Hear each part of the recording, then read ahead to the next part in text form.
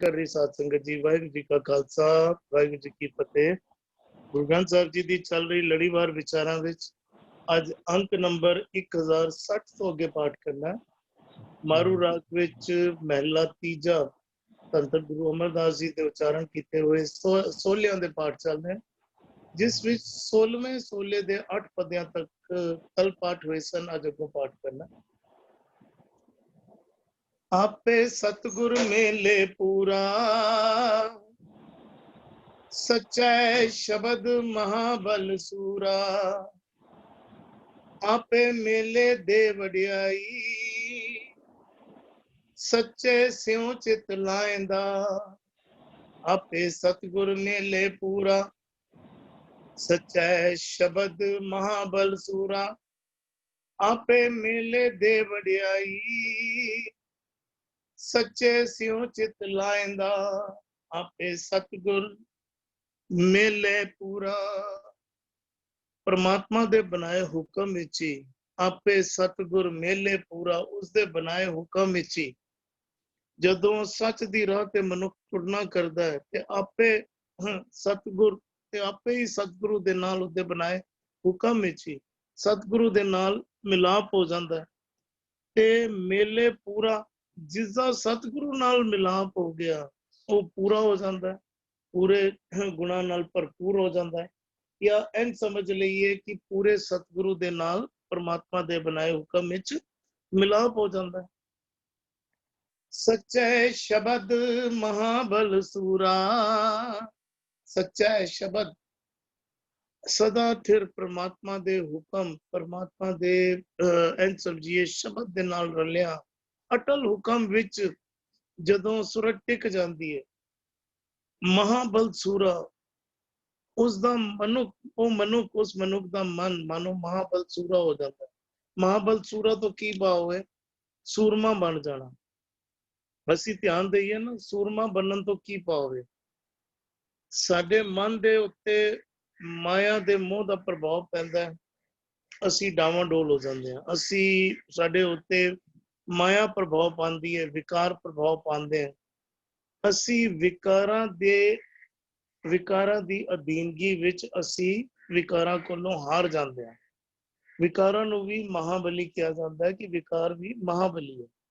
हुण विकारां दे नाल टाकरा करना होए ते ਅਸੀਂ अपनी समर्था दे नाल उन्हां दा टाकरा नहीं कर पाते ते ਅਸੀਂ विकारां दी गुलामी विच या साडा मन विकारां दी गुलामी विच पै जाता है। गुरु दी बाणी दे नाल जदों सांझ बननी आरंभ होंदी है, धीरे धीरे यह समझ आनी पैनी शुरू हो जाती है कि विकार जेड़े हन वो मेरे आत्मक जीवन नूं नुकसान पहुंचा रहे हैं। ਇਹ ਵਿਕਾਰਾਂ ਦੇ ਇਹ ਮੈਂ ਵਿਕਾਰਾਂ ਦੀ ਗੁਲਾਮੀ ਵਿੱਚ ਪਿਆ ਹੋਇਆ ਧੀਰੇ ਧੀਰੇ ਸਮਝ ਆਉਣ ਲੱਗ ਪੈਂਦੀ ਹੈ।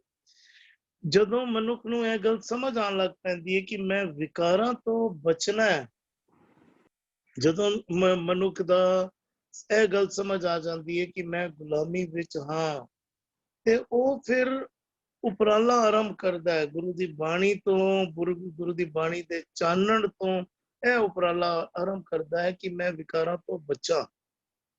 ਫਿਰ ਜੀਵਨ ਕਿਹਦਾ ਬਣਦਾ ਹੈ? ਕਦੀ ਵਿਕਾਰ ਹਰਾ ਦਿੰਦੇ ਹਨ, ਕਦੀ ਅਸੀਂ ਵਿਕਾਰਾਂ ਨੂੰ ਹਰਾ ਦਿੰਦੇ ਹਾਂ। ਕਦੀ ਕ੍ਰੋਧ ਸਾਡੇ ਤੇ ਹਾਵੀ ਹੋ ਜਾਂਦਾ ਹੈ, ਕਦੀ ਅਸੀਂ ਕ੍ਰੋਧ ਨੂੰ ਹਰਾ ਦਿੰਦੇ ਹਾਂ।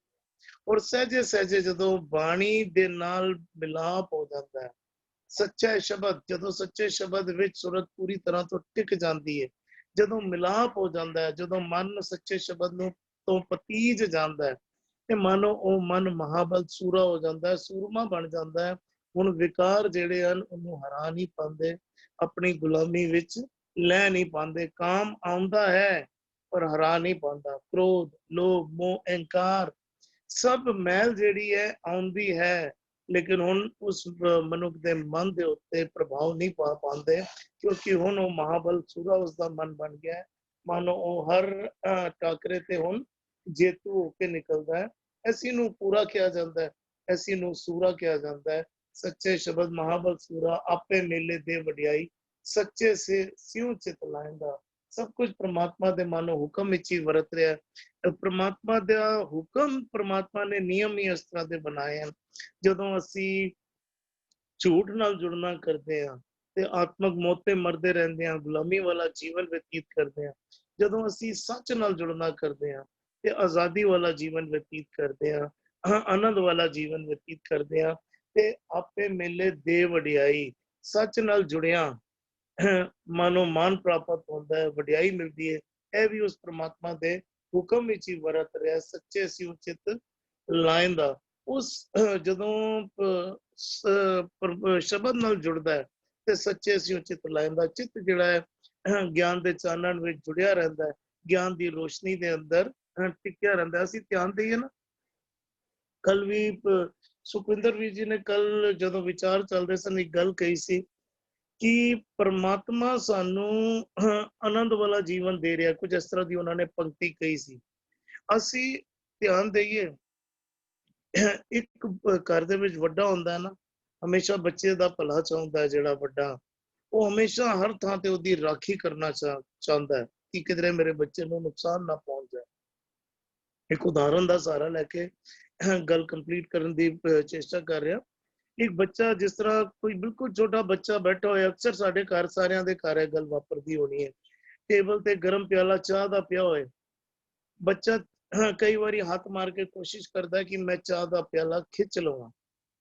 ਵੱਡੇ ਨੂੰ ਪਤਾ ਹੈ ਕਿ ਚਾਹ ਦਾ ਪਿਆਲਾ ਗਰਮ ਹੈ, ਵੱਡਾ ਉਹਨੂੰ ਰੋਕਦਾ ਕਿ ਨਹੀਂ, ਇਹ ਤੇਰੇ ਵਾਸਤੇ ਚੰਗਾ ਨਹੀਂ ਹੈ, ਇਹ ਤੇਰੇ ਵਾਸਤੇ ਚੰਗਾ ਨਹੀਂ ਹੈ। ਬੱਚਾ ਰੋਂਦਾ ਹੈ, ਬੱਚਾ ਚੀਕਦਾ ਹੈ, ਸ਼ੋਰ ਮਚਾਉਂਦਾ ਹੈ, ਲੇਕਿਨ ਵੱਡਾ ਉਸਨੂੰ ਉਹ ਪਿਆਲੇ ਨੂੰ ਖਿੱਚਣ ਨਹੀਂ ਦਿੰਦਾ। ਕਿਉਂ ਨਹੀਂ ਖਿੱਚਣ ਦੇ ਰਿਹਾ? ਕਿਉਂਕਿ ਉਹਨੂੰ ਪਤਾ ਹੈ ਜੇ ਇਹਨੇ ਪਿਆਲੇ ਨੂੰ ਖਿੱਚ ਲਿਆ ਤੇ ਇਹਦੇ ਸਰੀਰ ਨੂੰ ਸੜ ਸਕਦਾ ਹੈ, ਚੋਟ ਲੱਗ ਸਕਦੀ ਹੈ। ਭਲਾ ਚਾਹੁੰਦਾ ਹੈ।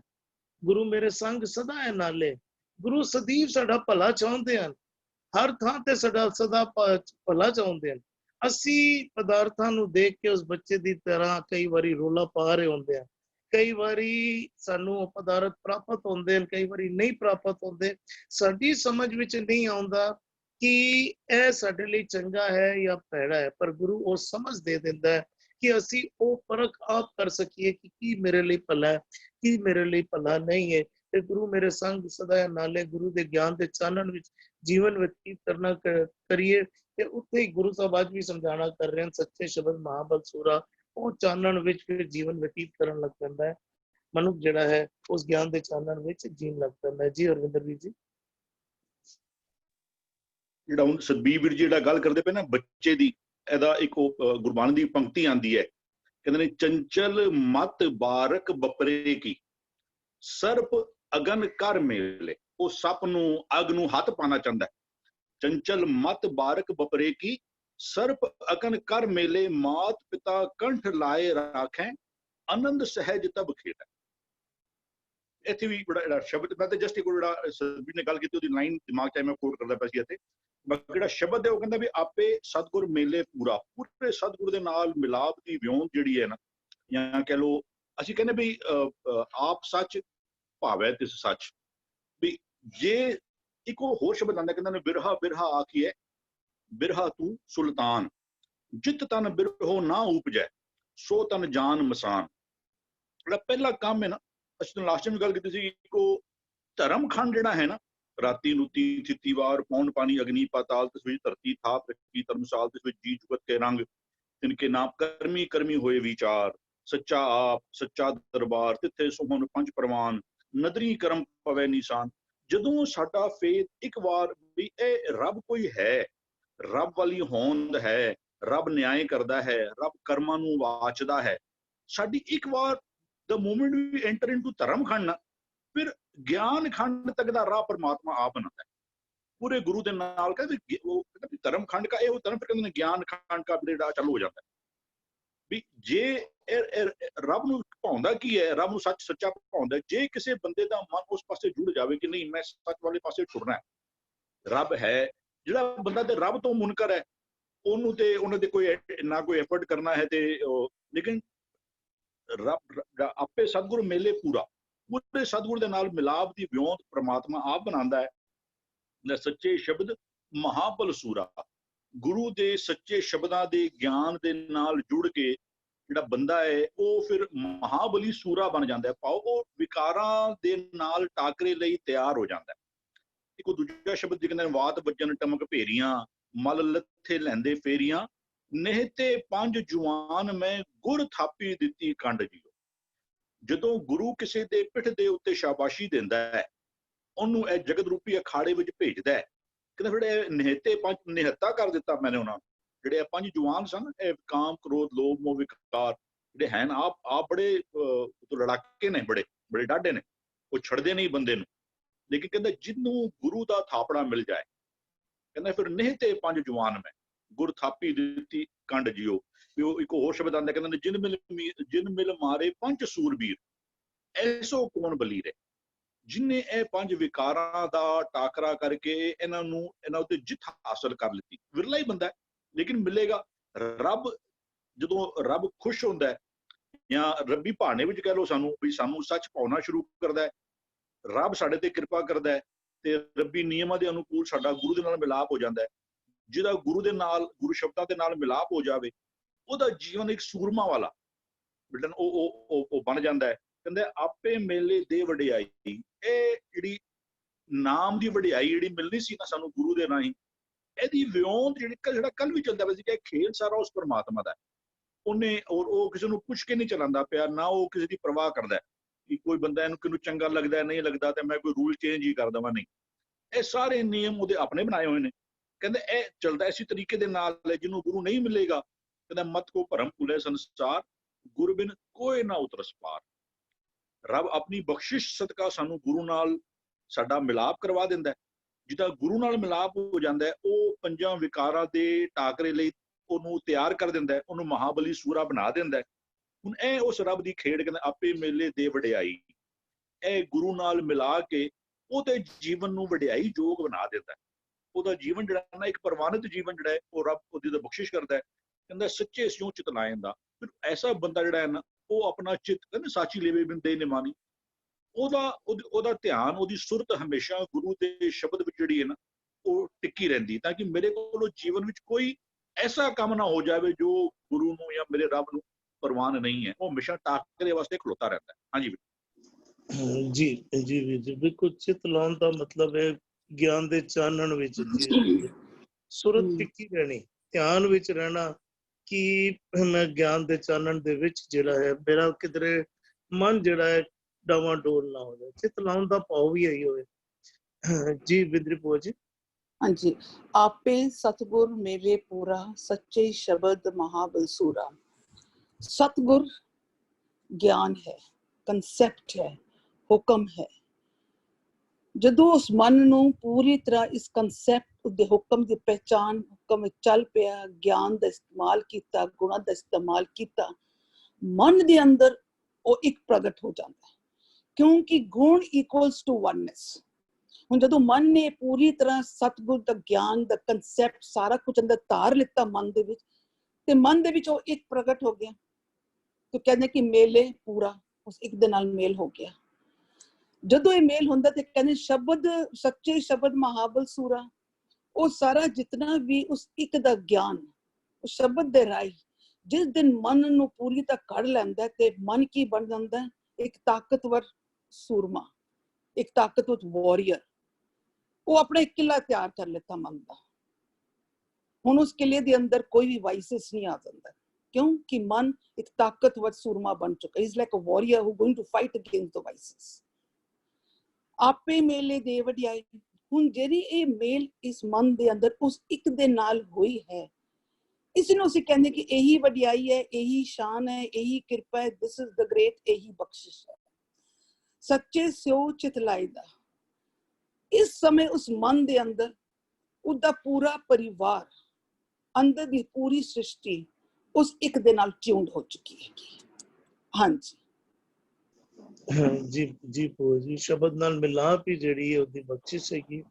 ਉਸਨੇ ਬਖਸ਼ਿਸ਼ ਕੀਤੀ ਹੋਈ ਹੈ, ਅਸੀਂ ਬਖਸ਼ਿਸ਼ ਲੈ ਨਹੀਂ ਰਹੇ, ਸਾਡਾ ਭਾਂਡਾ ਉਲਟਾ ਹੈ। ਬਿਲਕੁਲ। ਹਾਂ ਜੀ ਸੁਖਿੰਦਰ ਵੀਰ ਜੀ। ਹਾਂਜੀ ਵੀਰ ਜੀ, ਸਤਿਗੁਰੂ ਜੀ ਜਿਹੜੇ ਅੱਜ ਬੰਦ ਵਿੱਚ ਸਾਨੂੰ ਸਮਝਾ ਰਹੇ ਨੇ ਨਾ, ਇੱਥੇ ਜਿਹੜਾ ਸਭ ਤੋਂ ਪਹਿਲਾ ਲਫ਼ਜ਼ ਹੈ ਨਾ, ਆਪੇ ਸਤਿਗੁਰ ਮੇਲੇ ਪੂਰਾ, ਅਸੀਂ ਇਹ ਦੋ ਲਫ਼ਜ਼ਾਂ ਨੂੰ ਨਾ ਅਲੱਗ-ਅਲੱਗ ਆਈਡੈਂਟਿਟੀ ਮੰਨ ਕੇ ਚੱਲ ਰਹੇ ਹਾਂ। ਇਹ ਅਸੀਂ ਹੀ ਨਹੀਂ ਚੱਲ ਰਹੇ, ਪੂਰੀ ਦੁਨੀਆ ਹੀ ਇਸ ਸੋਚ ਵਿੱਚ ਕੀ ਕਹਿੰਦੇ ਆ ਵਿਸ਼ਵਾਸ ਰੱਖ ਰਹੀ ਹੈ। ਪੂਰਾ ਤਲ ਅਸੀਂ ਰਿਲੇਟ ਕਰ ਜਾਂਦੇ ਆ ਰੱਬ ਜੀ ਵਾਸਤੇ, ਪਰਮਾਤਮਾ ਜੀ ਵਾਸਤੇ, ਹਨ। ਔਰ ਸਤਿਗੁਰੂ ਜੀ ਫਿਰ ਅਸੀਂ ਰਿਲੇਟ ਕਰ ਦਿੰਦੇ ਜੋ ਸਤਿਗੁਰੂ ਜੀ ਦੇ ਹੁਕਮ ਨੇ, ਸਤਿਗੁਰੂ ਜੀ ਦੀ ਬਾਣੀ, ਇਹ ਰੱਬ ਜੀ ਦੇ ਹੁਕਮ ਨੇ, ਰੱਬ ਜੀ ਦੀ ਬਾਣੀ, ਲੇਕਿਨ ਖੁਦ ਰੱਬ ਨਹੀਂ ਹੈ। ਅਸੀਂ ਇਸ ਤਰ੍ਹਾਂ ਇਸ ਨੂੰ ਸਮਝਦੇ ਹਾਂ। ਔਰ ਰੱਬ ਜੀ ਨੇ ਅਸੀਂ ਇਹ ਸਮਝਦੇ ਹਾਂ ਕਿ ਹੁਕਮ ਬਣਾਇਆ ਹੈ, ਇਹ ਲਾਅ ਬਣਾਇਆ ਕਿ ਸਤਿਗੁਰੂ ਜੀ ਜਿਹੜਾ ਸ਼ਰਨ ਚਾਹੇਗਾ ਉਹ ਸਤਿਗੁਰੂ ਜੀ ਉਹਨੂੰ ਫਿਰ ਰੱਬ ਜੀ ਨਾਲ ਮਿਲਾਉਣਗੇ। ਇਹ ਅਸੀਂ ਆਮ ਤੌਰ ਤੇ ਸਾਰੀ ਦੁਨੀਆ ਨੂੰ ਸਾਨੂੰ ਅੱਜ ਤੱਕ ਇਹੀ ਸਮਝਾਇਆ ਗਿਆ ਔਰ ਅਸੀਂ ਇਹ ਦ੍ਰਿੜ ਕਰਕੇ ਬੈਠੇ ਹੋਏ ਹਾਂ।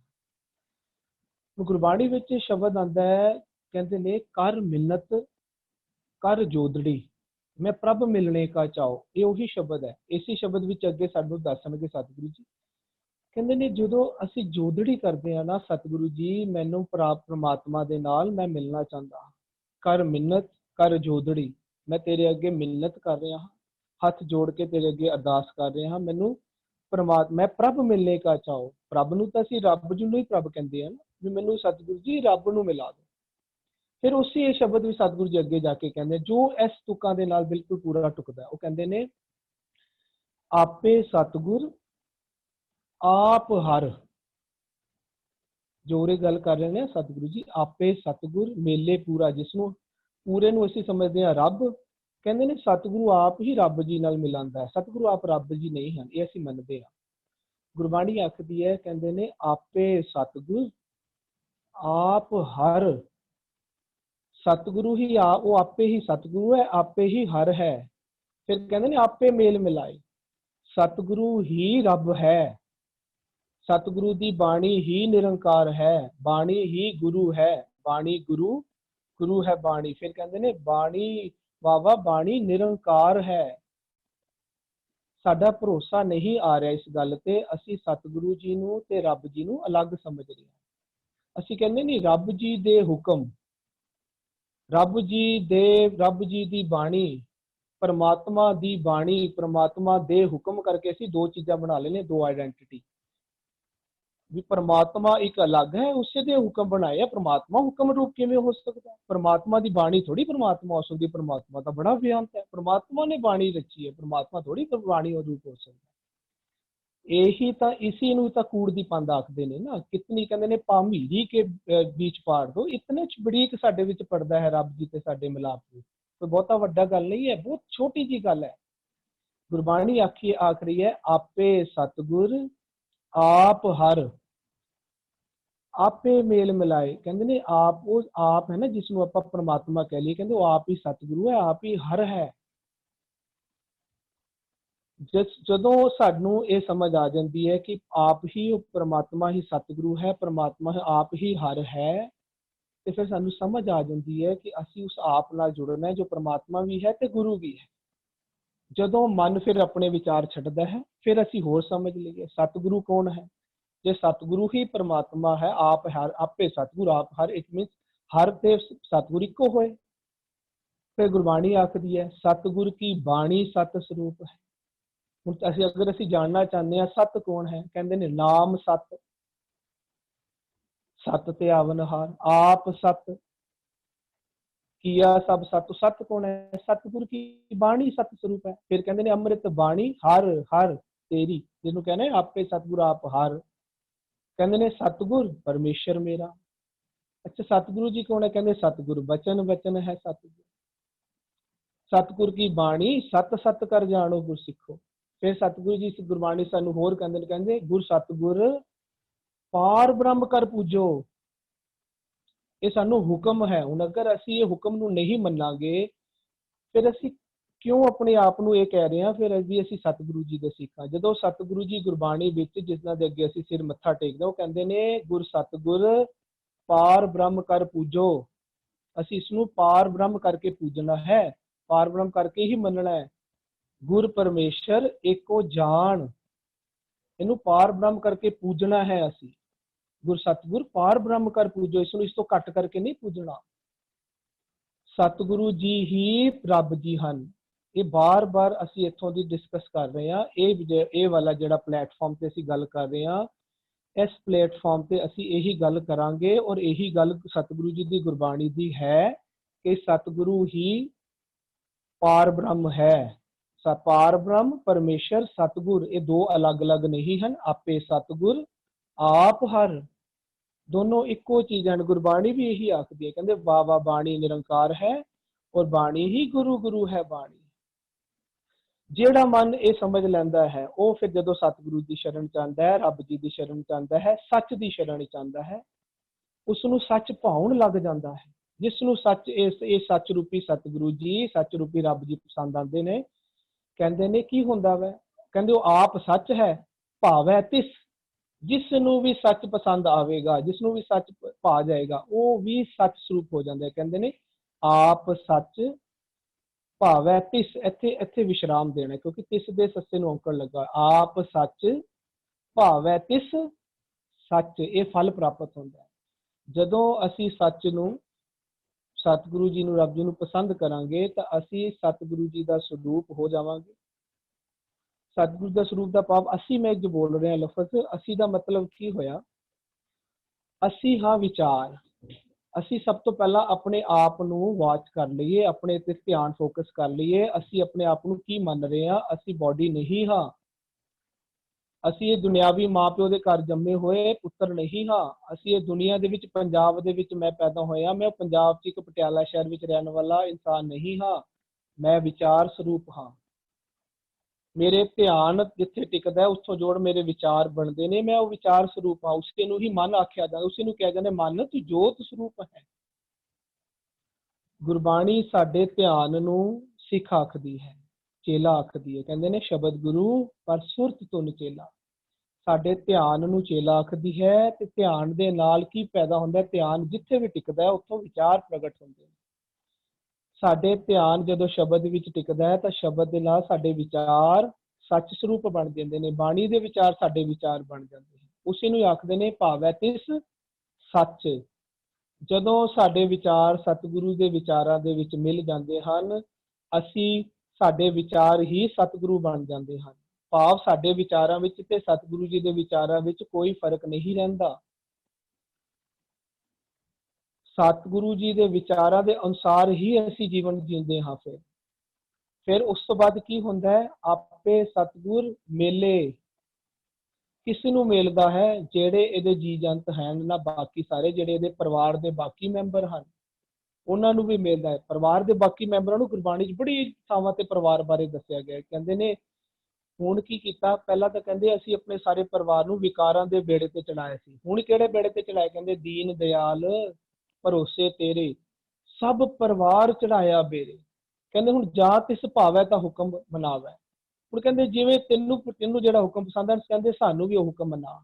ਇਹਨੂੰ ਕਹਿੰਦੇ ਸਭ ਪਰਿਵਾਰ ਚੜਾਇਆ ਬੇੜੇ। ਕਿਹੜਾ ਬੇੜੇ ਤੇ, ਸੱਚ ਦੀ ਰੂਪ, ਸੱਚ ਬੇੜੇ ਦੇ, ਹਨਾ। ਸਤਿਗੁਰੂ ਜੀ ਸੱਚ ਸਮਝਾਉਂਦੇ ਹਨ। ਜਿਹੜਾ ਸਤਿਗੁਰੂ ਜੀ ਦਾ ਜਹਾਜ਼ ਹੈ, ਗੁਰ ਖੇਵਟ, ਗੁਰੂ ਜੀ ਦੇ ਜਹਾਜ਼ ਨੂੰ, ਗੁਰੂ ਦੀ ਸਿੱਖਿਆਵਾਂ ਨੂੰ ਹੀ ਜਹਾਜ਼ ਬੇੜਾ ਆਖਿਆ ਜਾਂਦਾ ਹੈ। ਉਹਦੇ ਤੇ ਅਸੀਂ ਜਦੋਂ ਸਾਡੇ ਸਾਰੇ ਪਰਿਵਾਰ ਦੇ ਆ ਕੇ ਕਹਿੰਦੇ ਨੇ ਅਸੀਂ ਵੀ ਹੁਣ ਤੇਰੇ ਬੇੜੇ ਤੇ ਆ ਗਿਆ, ਸਾਨੂੰ ਵੀ ਤੂੰ ਹੁਣ ਆਪਣੇ ਹੁਕਮ ਨਾਲ ਚਲਾ। ਜਾਂ ਤਿਸ ਭਾਵੈ ਤਾਂ ਹੁਕਮ ਮਨਾਵੈ, ਇਸ ਬੇੜੇ ਕੋ ਪਾਰ ਲੰਘਾਵੈ। ਕਿਹੜਾ ਬੇੜਾ, ਇਸ ਦੀਨ ਦਿਆਲ ਭਰੋਸੇ ਤੇਰੇ ਸਭ ਪਰਿਵਾਰ ਚੜਾਇਆ ਬੇੜੇ। ਜਿਹੜਾ ਹੁਣ ਪਰਿਵਾਰ ਵੀ ਉਸ ਸਤਿਗੁਰੂ ਜੀ ਦੀ ਸ਼ਰਨ ਚ ਆਇਆ, ਹੁਕਮ ਦੀ ਸ਼ਰਨ ਚ ਆਇਆ, ਜਿਹੜੇ ਸਾਡੇ ਵਿਚਾਰਾਂ ਨੇ ਧਾਰਨ ਕਰ ਲਿਆ। ਉਹ ਫਿਰ ਕੀ ਹੁੰਦਾ, ਸਾਰੇ ਪਰਿਵਾਰ ਦੇ ਮੈਂਬਰਾਂ ਨੇ ਕੀ ਕਰਦੇ ਨੇ, ਉਹ ਫਿਰ ਉਹ ਪਹਿਲਾਂ ਹੰਕਾਰ ਵਿੱਚ ਜਿਉਂਦੇ ਸੀ। ਹੁਣ ਜਿਹੜਾ ਇੱਥੇ ਲਫ਼ਜ਼ ਸੂਰਾ ਆਇਆ ਨਾ, ਗੁਰਬਾਣੀ 'ਚ ਬੜਾ ਪਿਆਰਾ ਇਹਨੂੰ ਖੋਲਿਆ ਗਿਆ। ਸੂਰਾ ਆਖਦੇ ਕਿਸ ਨੂੰ ਹੈ, ਬਾਹਰਲੇ ਕਿਸੇ ਬੋਡੀ ਨੂੰ ਯੋਧੇ ਨਹੀਂ ਆਖਿਆ ਜਾਂਦਾ। ਅਸੀਂ ਸਰੀਰਾਂ ਨੂੰ ਯੋਧੇ ਆਖਦੇ ਹਾਂ, ਸਰੀਰਾਂ ਨੂੰ ਸੂਰਮੇ ਆਖਦੇ ਹਾਂ ਨਾ। ਗੁਰਬਾਣੀ ਕਹਿੰਦੀ ਹੈ ਨਾਨਕ ਸੋ ਸੂਰਾ ਵਰਿਆਮ, ਜਿਨ ਵਿੱਚੋਂ ਦੁਸ਼ਟ ਅਹੰਕਰਨ ਮਾਰਿਆ। ਆਪਣੀ ਭੈੜੀ ਮੱਤ, ਆਪਣੀ ਅਹੰ ਜੋ ਮੈਂ ਸੀ, ਉਸ ਨੂੰ ਜਿਹੜਾ ਮਾਰਦਾ ਨਾ, ਅਸਲੀ ਸੂਰਮਾ ਉਹ ਹੁੰਦਾ ਹੈ ਗੁਰਬਾਣੀ ਦੇ ਅਕੋਰਡਿੰਗ। ਉਸ ਨੂੰ ਕਹਿੰਦੇ ਮਹਾਬਲ ਸੂਰਾ। ਕਿਹੜਾ, ਜਿਹੜਾ ਜਿਨ ਵਿੱਚੋਂ ਦੁਸ਼ਟ ਅਹੰਕਰਨ ਮਾਰੇ, ਜਿਸ ਨੇ ਆਪਣੀ ਭੈੜੀ ਮੱਤ, ਆਪਣੀ ਦੁਰਮਤ, ਆਪਣਾ ਦੂਜਾ ਭਾਵ, ਆਪਣੀ ਮੈਂ ਹੋ ਵਿੱਚੋਂ ਮੁਕਾ ਦਿੱਤੀ, ਉਹ ਹੈ ਸੂਰਮਾ। ਜਦੋਂ ਇਹ ਸਾਰੇ ਪਰਿਵਾਰ ਦੇ ਮੈਂਬਰ ਸਤਿਗੁਰੂ ਜੀ ਸ਼ਰਨ ਚ ਆਉਂਦੇ ਨੇ, ਉਹ ਆਪਣੀ ਸਾਰੀ ਹੰਕਾਰ, ਆਪਣੀ ਮੱਤ ਛੋੜ ਦਿੰਦੇ ਨੇ, ਉਹ ਸੂਰਮਾ। ਫਿਰ ਇਹਨਾਂ ਸੂਰਮਿਆਂ ਨੂੰ ਹੀ ਕਹਿੰਦੇ ਨੇ, ਮਹਾਬਸੂਰਾਂ ਨੂੰ ਹੀ ਕਹਿੰਦੇ ਨੇ।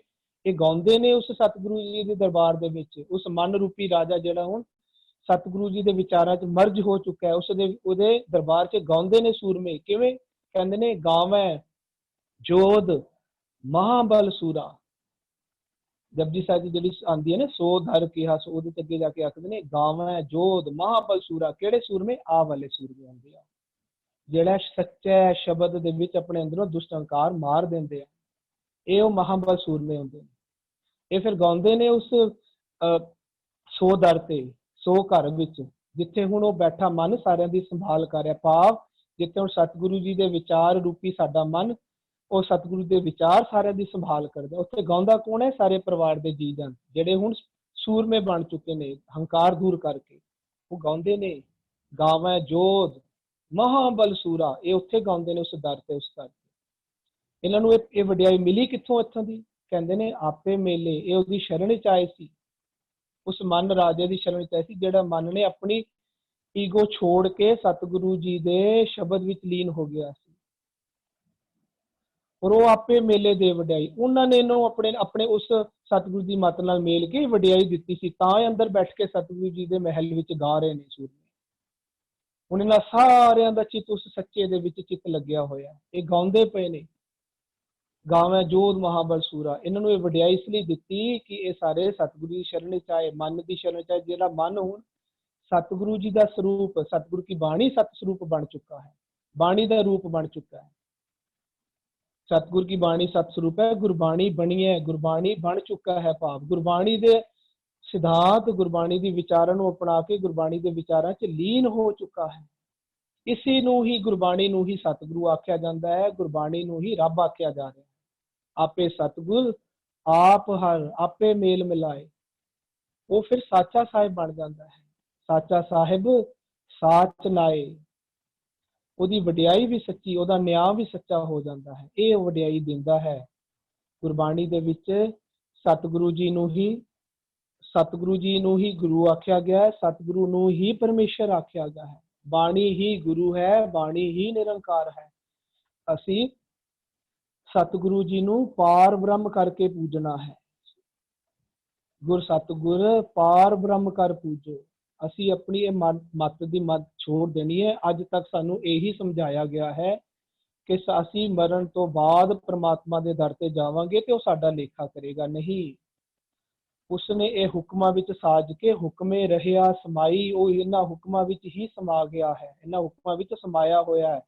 ਬਾਹਰ ਹੁਣ ਕਿਤੇ ਨਹੀਂ ਹੈ। ਉਹ ਕਹੋ ਨਾਨਕ ਨਾਮ ਨਿਰੰਜਨ ਅਗਮ ਅਗੋਚਰ, ਹੁਕਮੇ ਰਹਿਆ ਸਮਾਈ ਹੈ। ਗੁਰਮੁਖ ਰਹਿਆ ਸਮਾਈ, ਗੁਰਮੁਖ ਨਾਦੰ ਗੁਰਮੁਖ ਵੇਦੰ, ਗੁਰਮੁਖ ਰਹਿਆ ਸਮਾਈ। ਗੁਰੂ ਦੇ ਮੁਖ ਤੋਂ ਜੋ ਬਚਨ ਸ਼ਬਦ ਬਾਣੀ ਨਿਕਲੀ ਹੈ, ਉਹਦੇ ਵਿੱਚ ਸਮਾਇਆ ਹੋਇਆ ਹੈ ਰੱਬ। ਇਹ ਬਾਣੀ ਹੀ ਰੱਬ ਹੈ, ਬਾਣੀ ਹੀ ਗੁਰੂ ਹੈ। ਅਸੀਂ ਇਹਨੂੰ ਪਾਰ ਬ੍ਰਹਮ ਕਰਕੇ ਪੂਜਣਾ ਹੈ। ਗੁਰ ਤੇ ਪਰਮੇਸ਼ਰ ਇੱਕੋ ਕਰਕੇ ਜਾਣਨੇ ਹਨ, ਤਾਂ ਹੀ ਅਸੀਂ ਗੁਰਬਾਣੀ ਦਾ ਪੂਰਾ ਲਾਹਾ ਆਪ ਲੈ ਸਕਾਂਗੇ ਤੇ ਸਾਰਿਆਂ ਨੂੰ ਇਹ ਗੁਰਬਾਣੀ ਦਾ ਪੂਰਾ ਲਾਹਾ ਦੇ ਸਕਾਂਗੇ। ਹਾਂਜੀ जी वीर जी, बड़ी खूबसूरती ਦੇ ਨਾਲ ਆਪ ਜੀ ਨੇ ਐਕਸਪਲੇਨ ਕਰਨਾ ਕੀਤਾ ਹੈ। ਬਿਲਕੁਲ ਮੇਰੀ ਪਹਿਚਾਨ ਕੀ ਹੈ, ਜੋ ਮੇਰੇ ਵਿਚਾਰ ਹਨ। ਜਦੋਂ ਵਿਚਾਰ ਬਦਲਦੇ ਹਨ, ਜਦੋਂ ਗੁਰੂ ਦੇ ਵਿਚਾਰ ਅਸੀਂ ਆਪਣਾ ਲੈ ਲੈਂਦੇ ਹਾਂ, ਤਾਂ ਇੰਝ ਸਮਝੀਏ ਕਿ ਗੁਰੂ ਦੇ ਘਰ ਸਾਡਾ ਜਨਮ ਹੋ ਗਿਆ। ਇੱਕ ਜਨਮ ਸਾਡਾ ਮਾਤਾ ਪਿਤਾ ਦੇ ਰਾਹੀਂ ਹੋਇਆ, ਇੱਕ ਜਨਮ ਅਸੀਂ ਗੁਰੂ ਦੇ ਘਰ ਲੈਣਾ ਹੈ। ਅਜੇ ਲਿੱਤਾ ਨਹੀਂ, ਭਾਵੇਂ ਰੋਜ਼ਾਨਾ ਮੈਂ ਪਾਠ ਕਰ ਰਿਹਾ, ਅਜੇ ਜਨਮ ਹੋਇਆ ਨਹੀਂ। ਜਨਮ ਉਸ ਵਕਤ ਹੋਏਗਾ ਜਦੋਂ ਗੁਰੂ ਦੀ ਮੱਤ ਤੋਂ ਮੇਰਾ ਮਨ ਪਤੀਜਨ ਲੱਗ ਪਏਗਾ, ਗੁਰਬਾਣੀ ਬਣੀਏ। ਬਿਲਕੁਲ ਗੁਰਬਾਣੀ ਬਣਨ ਦਾ ਵਿਸ਼ਾ ਹੈ। ਗੁਰਬਾਣੀ ਪੜ੍ਹ ਕੇ, ਸੁਣ ਕੇ, ਸਮਝ ਬੁੱਝ ਕੇ ਹੀ ਗੁਰਬਾਣੀ ਬਣਿਆ ਜਾ ਸਕਦਾ। ਬਹੁਤ ਖੂਬਸੂਰਤੀ ਨਾਲ ਆਪ ਜੀ ਨੇ ਵਿਚਾਰ ਰੱਖੇ ਕੀਤੇ। घर ही अंदर साचा सोई, गुरमुख विरला बूझे कोई। नाम निधान वसिया घट अंतर, रसना नाम ध्यायंदा। घर ही अंदर साचा सोई। घर दे अंदर ही मौजूद है, घर ही अंदर पाओ, अंदर ही मन दे विच मौजूद है, घर ही अंदर साचा सोई। गुरमुख गुरु दी शरण विच आया, विरला बूझे कोई। कोई विरला ही है जो गुरु दी शरण विच आया इस भेद नूं बुझ पाउंदा। ਹੁਣ ਦੇਖੋ ਬਾਰ-ਬਾਰ ਇੱਕ ਗੱਲ ਆਉਂਦੀ ਹੈ, ਵਿਰਲੇ ਦੀ ਗੱਲ ਆਉਂਦੀ ਹੈ। ਇਹ ਗੱਲ ਵੀ ਸੱਚ ਹੈ ਕਿ ਲੱਖਾਂ ਕਰੋੜਾਂ ਵਿੱਚੋਂ ਕੋਈ ਵਿਰਲਾ ਹੀ ਹੈ ਜੋ ਇਹ ਗੱਲ ਬੁੱਝ ਪਾਉਂਦਾ ਹੈ, ਸਮਝ ਪਾਉਂਦਾ ਹੈ, ਉਸ ਰਾਹ ਤੇ ਟੁਰ ਪਾਉਂਦਾ ਹੈ। ਪਰ ਗੁਰੂ ਸਾਹਿਬ ਸਾਡੇ ਸਾਰਿਆਂ ਨੂੰ ਉਹ ਵਿਰਲਾ ਬਣਾਉਣਾ ਚਾਹੁੰਦੇ ਹਨ।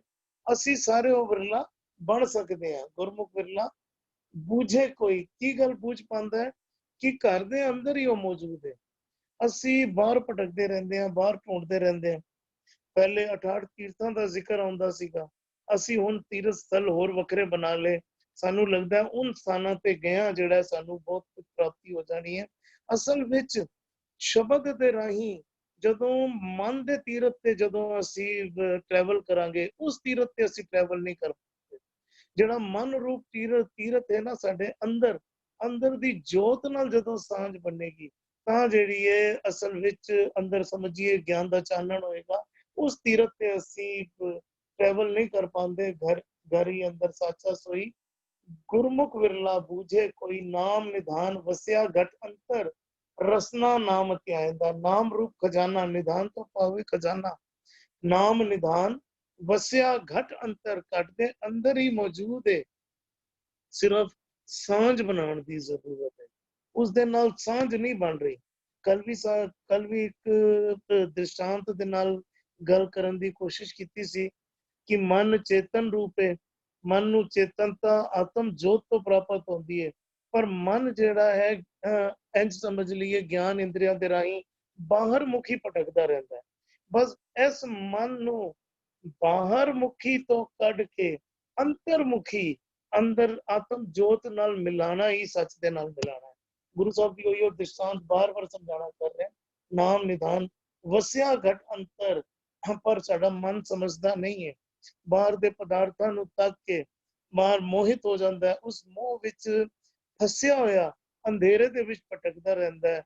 ਗੁਰੂ ਦੇ ਰਾਹੀਂ ਗੁਰਮੁਖ ਵਿਰਲਾ ਬੂਝੇ ਕੋਈ, ਗੁਰੂ ਦੇ ਰਾਹੀਂ ਇਹ ਗੱਲ ਕੋਈ ਵਿਰਲਾ ਬੁੱਝ ਪਾਉਂਦਾ ਹੈ। ਔਰ ਜਿਹੜਾ ਬੁੱਝ ਪਾ ਲੈਂਦਾ ਹੈ, ਰਸਨਾ ਨਾਮ ਧਿਆਇਂਦਾ।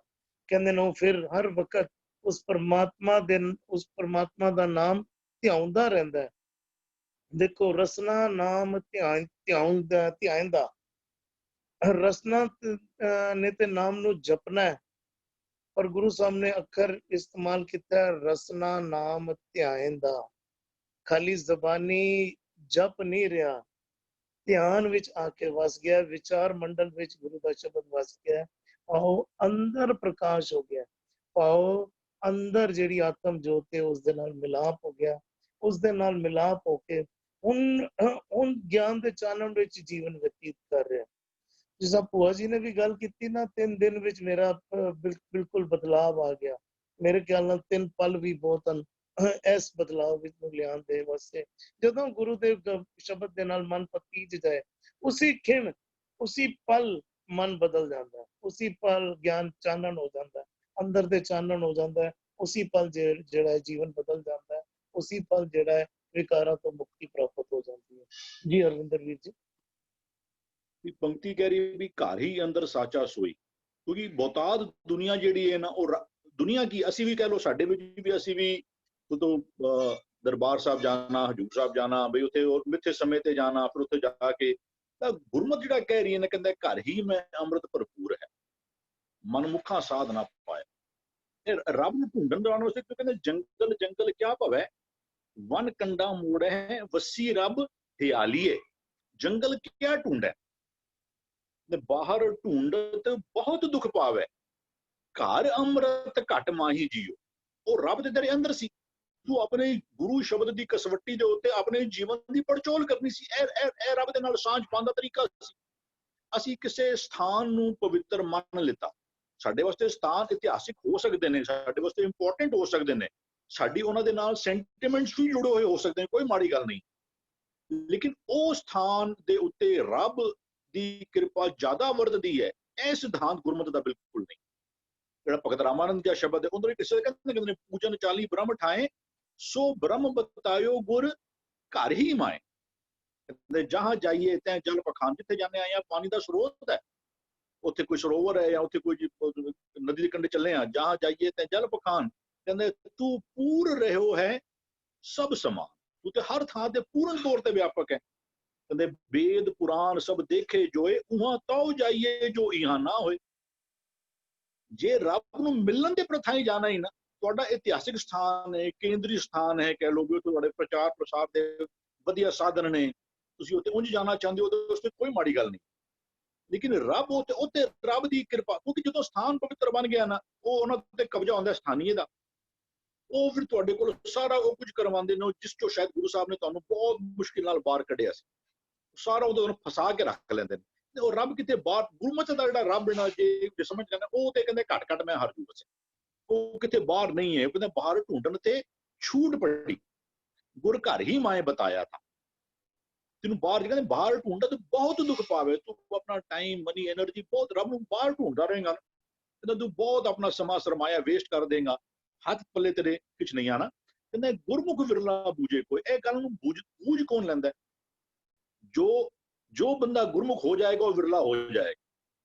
ਜਿਸ ਬੰਦੇ ਨੇ ਗੁਰੂ ਕੋਲੋਂ ਅਗਵਾਈ ਲੈਣੀ ਸ਼ੁਰੂ ਕਰ ਦਿੱਤੀ ਨਾ, ਜਿਸ ਬੰਦੇ ਦੇ ਜੀਵਨ ਵਿੱਚ ਗੁਰੂ ਆ ਗਿਆ, ਜਿਸ ਬੰਦੇ ਨੇ ਗੁਰੂ ਕੋਲੋਂ ਅਗਵਾਈ ਲੈਣੀ ਸ਼ੁਰੂ ਕਰ ਦਿੱਤੀ, ਉਹ ਵਿਰਲਾ ਬਣ ਜਾਏਗਾ। ਉਹ ਗੁਰਮੁਖ, ਉਹ ਜਿਹੜਾ ਉਹਨੇ ਉਹ ਵਿਚਾਰਧਾਰਾ ਕੇਵਲ ਤੇ ਕੇਵਲ ਗੁਰੂ ਕੋਲੋਂ ਲੈ ਰਿਹਾ, ਉਹ ਵਿਰਲਾ ਬਣ ਜਾਏਗਾ। ਲੇਕਿਨ ਇਹ ਵਿਰਲੇ ਬੰਦੇ ਬਹੁਤ ਘੱਟ ਨੇ, ਕਿਉਂਕਿ ਗੁਰੂ ਕਹਿੰਦਾ ਇੱਕ ਨਾ ਸਤਿਗੁਰ ਕੀ ਪ੍ਰਤੀਤ ਨਾ ਆਈਆ, ਸ਼ਬਦ ਨਾ ਲਾਗੋ ਪਾਓ।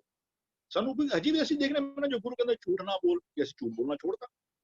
ਗੁਰੂ ਕਹਿੰਦੇ ਅਨਕ ਨੰਬਰ ਮਾਇਆ ਕੇ ਬਿਰਥੇ, ਕਿ ਸਾਡੇ ਘਰ ਦੇ ਵਿਆਹ ਸ਼ਾਦੀਆਂ ਦੇ ਉੱਤੇ, ਸਾਡੇ ਬੱਚੇ ਦੇ ਜਨਮ ਦਿਨ ਦੇ ਉੱਤੇ ਅਸੀਂ ਸਤਸੰਗ ਕਰਵਾਉਣੇ ਪਏ ਜਾਂ ਪਾਰਟੀਆਂ ਕਰਵਾਉਣੇ ਪਏ ਵੀ ਉਹ ਠੀਕ ਹੈ ਚਲੋ ਵੀ, ਲੇਕਿਨ ਬੱਚੇ ਨੂੰ ਜੋ ਜੀਵਨ ਦੇਣਾ ਚਾਹੀਦਾ ਸੀ ਨਾ, ਸਾਡਾ ਮਨ ਗੁਰੂ ਦੀ ਜੋ ਜੀਵਨ ਜਾਚ, ਗੁਰੂ ਤੇਰੇ ਮਨ ਨੂੰ ਜਿਸ ਹਾਲਤ ਵਿੱਚ ਰੱਖਣਾ ਚਾਹੁੰਦਾ ਨਾ, ਸਾਡਾ ਮਨ ਉਸ ਤੋਂ ਕਈ ਜ਼ਿਆਦਾ ਗੁਣਾ ਭਟਕਦਾ ਪਿਆ।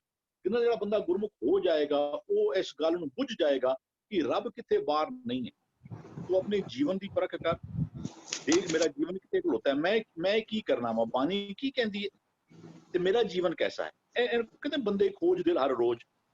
ਜਿਹੜਾ ਬੰਦਾ ਗੁਰਮੁਖ ਬਣ ਜਾਏਗਾ, ਉਹ ਆਪਣੇ ਜੀਵਨ ਨੂੰ ਰੋਜ਼ ਖੋਜੇਗਾ। ਅੰਤਰਗਤ ਤੀਰਥ ਮਲ ਨਾ, ਅੰਦਰ ਵਾਲੇ ਤੀਰਥ ਰੋਜ਼ ਇਸ਼ਨਾਨ ਕਰੇਗਾ। ਗੁਰੂ ਦੇ ਸਪਸ਼ਟ ਹੈ, ਗੁਰੂ ਨੇ ਤੁਹਾਨੂੰ ਕੋਈ ਗੱਲ ਛੁਪਾ ਕੇ ਨਹੀਂ ਰੱਖੀ, ਉਹਨੇ ਤੁਹਾਡਾ ਹਰ ਕਨਸੈਪਟ ਖੋਲ ਕੇ ਰੱਖ ਦੇਣਾ। ਲੇਕਿਨ ਇਹਨੂੰ ਅਸੀਂ ਗੁਰਮੁਖ ਕੋਈ ਵਿਰਲਾ ਬੰਦਾ, ਪਰ ਗੁਰੂ ਦੀ ਗੱਲ ਐਕਸੈਪਟ ਬਹੁਤ ਘੱਟ ਬੰਦੇ ਕਰਦੇ ਪਏ। ਅਸੀਂ ਜਿਹੜੇ ਸੁਣਨੇ ਪਏ ਆ, ਵਿਚਾਰਨੇ ਵੀ ਪਏ ਆ, ਉਸੇ ਟੁਰਨੇ ਕਿਤਨੇ ਪਏ ਨਾ, ਮੰਨੇ ਕੀ ਗੱਤ ਕਹੀ ਨਾ ਜਾਏ। ਜੋ ਗੱਲ ਇਹਨੂੰ ਮੰਨ ਲੇਗਾ, ਸੁਣਨਾ ਬਹੁਤ ਚੰਗਾ ਹੈ, ਲੇਕਿਨ ਜਿਹੜਾ ਫਾਈਨਲ ਸਟੇਜ ਜਿਹੜੀ ਨਾ, ਉਹਦੇ ਗੱਲ ਆਏਗੀ ਮੰਨਣ ਦੇ ਉੱਤੇ। ਮੰਨਣ ਵਾਲੇ ਵਿਰਲੇ ਨੇ, ਸੁਣਨ ਵਾਲੇ ਬਹੁਤ ਨੇ। ਗੱਲ ਨੂੰ ਮੰਨ ਕੇ ਜੀਵਨ ਵਿੱਚ ਢਾਲਣ ਵਾਲੇ ਜਿਹੜੇ ਨਾ, ਉਹ ਬੜੇ ਵਿਰਲੇ ਨੇ। ਗੁਰੂ ਕਹਿੰਦਾ ਵੀ ਕੋਈ ਵਿਰਲਾ ਹੀ ਬੰਦਾ ਜਿਹੜਾ ਹੈ ਇਸ ਕਨਸੈਪਟ ਨੂੰ ਕਿ ਬਈ ਰੱਬ ਕਿਤੇ ਬਾਹਰ ਨਹੀਂ ਹੈ, ਰੱਬ ਤੇਰੇ ਅੰਦਰ ਹੈ। ਗੁਰੂ ਸ਼ਬਦ ਦੇ ਰਾਹੀਂ ਆਪਣੇ ਜੀਵਨ ਨੂੰ ਖੋਜ, ਉਹਦੀ ਪੜਤਾਲ ਕਰ। ਕਹਿੰਦਾ ਜੋ ਕਰਦਾ ਹੈ, ਕਹਿੰਦਾ ਫਿਰ ਨਾਮ ਨਿਧਾਨ ਵਸਿਆ ਘਾਟੇ ਅੰਦਰ, ਨਾਮ ਦਾ ਖਜ਼ਾਨਾ ਉਹਦੇ ਜੀਵਨ ਵਿੱਚ ਆ। ਜਿਸ ਬੰਦੇ ਨੇ ਬੜੇ ਧਿਆਨ ਦੇ ਨਾਲ ਤੋਂ ਮੈਚ ਸੁਣਿਆ, ਪੜਿਆ, ਸਮਝਿਆ ਨਾ, ਮੈਚ ਉਹਦੇ ਹਿਰਦੇ ਵਿੱਚ ਟਿੱਕੀ ਜਾਏਗੀ। ਗੁਰ ਮੇਰੇ ਸੰਗ ਸਦਾ ਹੈ ਨਾਲੇ, ਵੀ ਉਹ ਨਾਨਕ ਗੁਰ ਤੇ ਗੁਰ ਹੋਆ। ਜਿਹਦੇ ਕਨਸੈਪਟ, ਜਿਹਦੇ ਮੈਥ ਦੇ ਕਨਸੈਪਟ ਕਲੀਅਰ ਹੋ ਗਏ ਨਾ, ਉਹ ਕਿਸੇ ਹੋਰ ਦੇ ਵੀ ਮੈਥ ਦੇ ਕਨਸੈਪਟ ਕਲੀਅਰ ਕਰਨ ਜੋਗਾ ਹੋ ਜਾਏਗਾ। ਉਹਦੇ ਵੜ ਗਏ, ਉਹਦੇ ਅੰਦਰ ਮੈਥ ਵੜ ਗਏ ਉਹਦੇ ਅੰਦਰ। ਤੇ ਉਹ ਕਹਿੰਦੇ ਵੀ ਨਾਮ ਨਿਧਾਨ ਵਸਿਆ ਘਟ, ਕਹਿੰਦੇ ਗੁਰਮੁਖ ਹੋਇਆ, ਗੁਰੂ ਕੋਲੋਂ ਅਗਵਾਈ ਲਿੱਤੀ। ਇਹ ਨਾਮ ਦਾ ਖਜ਼ਾਨਾ, ਰੱਬੀ ਹੁਕਮਾਂ ਜਿਹੜੇ ਜੀਵਨ ਜਾਚ ਸੀ ਨਾ, ਵੀ ਮੈਂ ਕੀ ਕਰਨਾ ਚਾਹੀਦਾ, ਇਹ ਨਿਯਮ ਉਹਦੇ ਜੀਵਨ ਦਾ ਸਹਿਜ ਬਣ ਗਏ। ਹੁਣ ਉਹ ਭੁੱਲ ਕੇ ਉਹ ਕਹਿੰਦੇ ਵੀ ਜਦੋਂ ਉਹ ਕਹਿੰਦੇ ਸੁਪਨੇ ਹੂੰ ਪਰਣਾਏ ਕੇ ਜੈ ਮੁਖ ਨਿਕਸੇਰਾ, ਸਾਨੂੰ ਕੋਈ ਪੁੱਛੇ 2x2 ਕਿਤਨਾ ਹੁੰਦਾ ਹੈ, ਸਾਡਾ ਕਨਸੈਪਟ ਕਲੀਅਰ ਹੈ ਨਾ, ਬਿਲਕੁਲ ਕਲੀਅਰ ਹੈ। ਸਾਨੂੰ ਕੋਈ ਰਾਤ ਨੂੰ ਪੁੱਛ ਲਵੇ, ਸਾਨੂੰ ਸੁਪਨਾ ਵੀ ਨਹੀਂ ਆਏਗਾ 2x2 = 5, ਜੋ ਸਾਡਾ ਕਨਸੈਪਟ ਕਲੀਅਰ ਹੋ ਚੁੱਕਾ ਹੈ। ਤੇ ਜਿਹੜਾ ਬੰਦਾ ਗੁਰਮੁਖ ਬਣ ਕੇ ਜਿਹਦੇ ਗੁਰਮਤਿ ਦੇ ਕਨਸੈਪਟ ਕਲੀਅਰ ਹੋ ਜਾਣ, ਜੋ ਗੁਰੂ ਸਾਨੂੰ ਜੀਵਨ ਜਾਚ ਦੇਣਾ ਚਾਹੁੰਦਾ ਹੈ, ਕਹਿੰਦੇ ਫਿਰ ਉਹ ਨਾਮ ਦਾ ਖਜ਼ਾਨਾ ਉਹਦੇ ਹਿਰਦੇ ਵਿੱਚ ਵੱਧ ਜਾਏਗਾ। ਕਹਿੰਦਾ ਉਹ ਆਪਣੀ ਜ਼ਬਾਨੋਂ ਵੀ ਕੇਵਲ ਪਰਮਾਤਮਾ ਦਾ ਨਾਮ ਹੀ ਜਪਿਆ ਕਰੇਗਾ। ਰਸਨਾ ਨਾਮ ਧਿਆਇਂਦਾ, ਆਪਣੀ ਜ਼ਬਾਨ ਤੋਂ ਵੀ ਉਹ ਕੇਵਲ ਤੇ ਕੇਵਲ ਰੱਬ ਦੀਆਂ ਗੱਲਾਂ। ਉਹ ਕਿੱਥੇ ਕਹਿੰਦਾ ਕਬੀਰਾ ਤੂੰ ਕਬੀਰ ਤੂੰ ਤੇਰੋ ਨਾਮ ਕਬੀਰ, ਰਾਮ ਰਤਨ ਤਬ ਪਾਈਏ ਜੋ ਪਹਿਲੇ ਤਜੇ ਸ਼ਰੀਰ।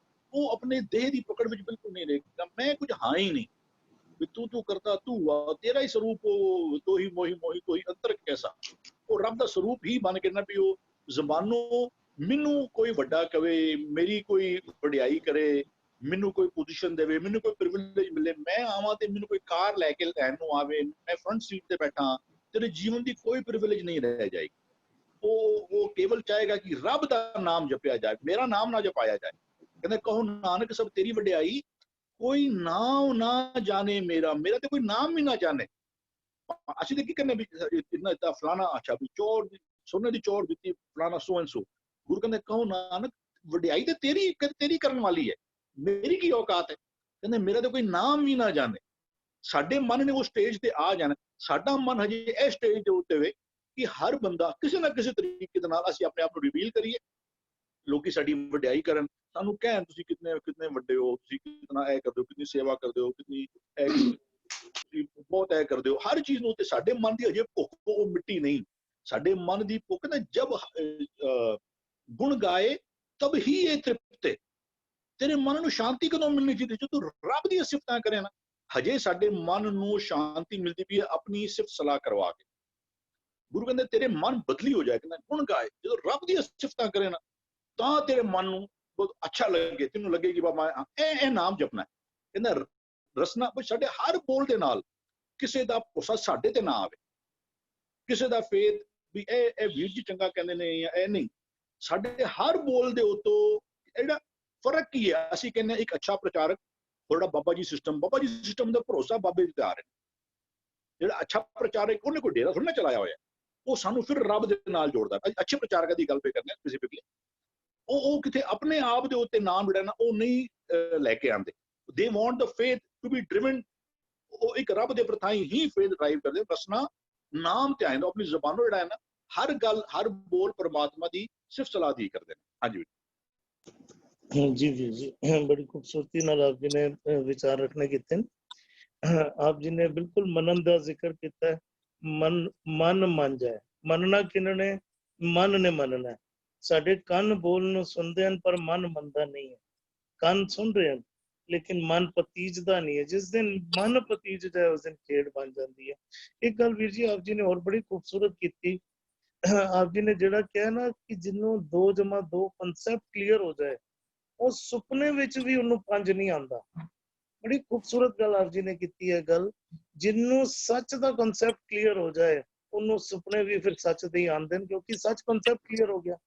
ਹੁਣੇ ਸਾਨੂੰ ਮੈਲ ਦੇ ਸੁਪਨੇ ਆਉਂਦੇ ਨੇ। ਕਿਉਂ ਆਉਂਦੇ ਨੇ? ਕਿਉਂਕਿ ਮਨ ਮੈਲ ਨਾਲ ਜੁੜਿਆ ਬੈਠਾ ਹੈ। ਜਿਹੜਾ ਸੁਪਨੇ ਵੀ ਸੁੱਖ ਨਹੀਂ ਪਾਉਂਦਾ ਤਾਂ ਜ਼ਿਕਰ ਆਉਂਦਾ ਹੈ ਕਿ ਸੁਪਨੇ ਵਿੱਚ ਵੀ ਸੁੱਖ ਨਹੀਂ ਪਾ ਰਿਹਾ। ਜਿਹੜਾ ਮਾਇਆ ਦੇ ਪ੍ਰਭਾਵ ਹੇਠ ਹੋਇਆ। ਕਿਉਂ ਸੁੱਖ ਨਹੀਂ ਪਾ ਰਿਹਾ? ਕਿਉਂਕਿ ਮਨ ਵੀ ਮੈਲ ਨਾਲ ਜੁੜਿਆ ਹੋਇਆ ਤੇ ਸੁਪਨੇ ਵੀ ਮੈਲ ਦੇ ਆਉਂਦੇ ਨੇ। ਜਦੋਂ ਸੱਚ ਨਾਲ ਜੁੜ ਬੈਠੇਗਾ ਮਨ, ਫਿਰ ਉਹਦਾ ਸੌਂਦਿਆਂ ਜਾਗਦਿਆਂ ਹਰ ਵਕਤ ਹਰੀ ਦਾ ਨਾਮ ਧਿਆਏਗਾ।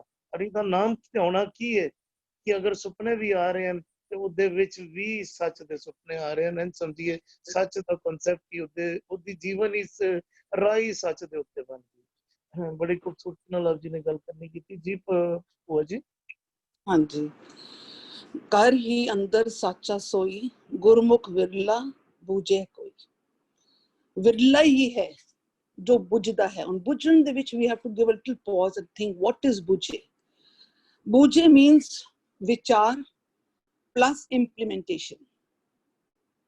ਅਗਰ ਖਾਲੀ ਵਿਚਾਰ ਹੈ it is half the work done।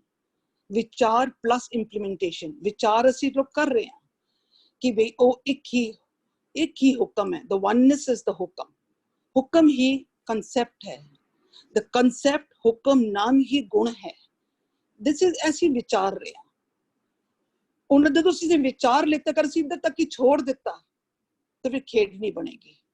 ਖੇਡ ਤਦ ਬਣੇਗੀ ਜਦੋਂ ਅਸੀਂ ਇਹਨਾਂ ਚੀਜ਼ਾਂ ਦੇ ਉੱਪਰ ਪੂਰੀ ਤਰ੍ਹਾਂ ਦ੍ਰਿੜ ਕਰ ਲਿੱਤਾ ਕਿ ਹਾਂਜੀ ਇੱਕ ਹੀ ਹੁਕਮ ਹੈ, ਹੁਕਮ ਹੀ ਗੁਣ ਹੈ, ਗੁਣ ਹੀ ਕੰਸੈਪਟ ਹੈ, ਕੰਸੈਪਟ ਹੀ ਸਤਿਗੁਰ ਹੈ, ਸਤਿਗੁਰ ਹੀ ਬਾਣੀ ਹੈ, ਬਾਣੀ ਹੀ ਗੁਰੂ ਹੈ। ਅਗਰ ਅਸੀਂ ਤੋਂ ਵਿਚਾਰ ਕੇ ਅਸੀਂ ਇਸ ਦੇ ਮਨ ਉਸ ਉੱਪਰ ਟੁਰ ਪੈਂਦਾ, ਚੱਲ ਪੈਂਦਾ, ਇੰਪਲੀਮੈਂਟ ਕਰਦਾ।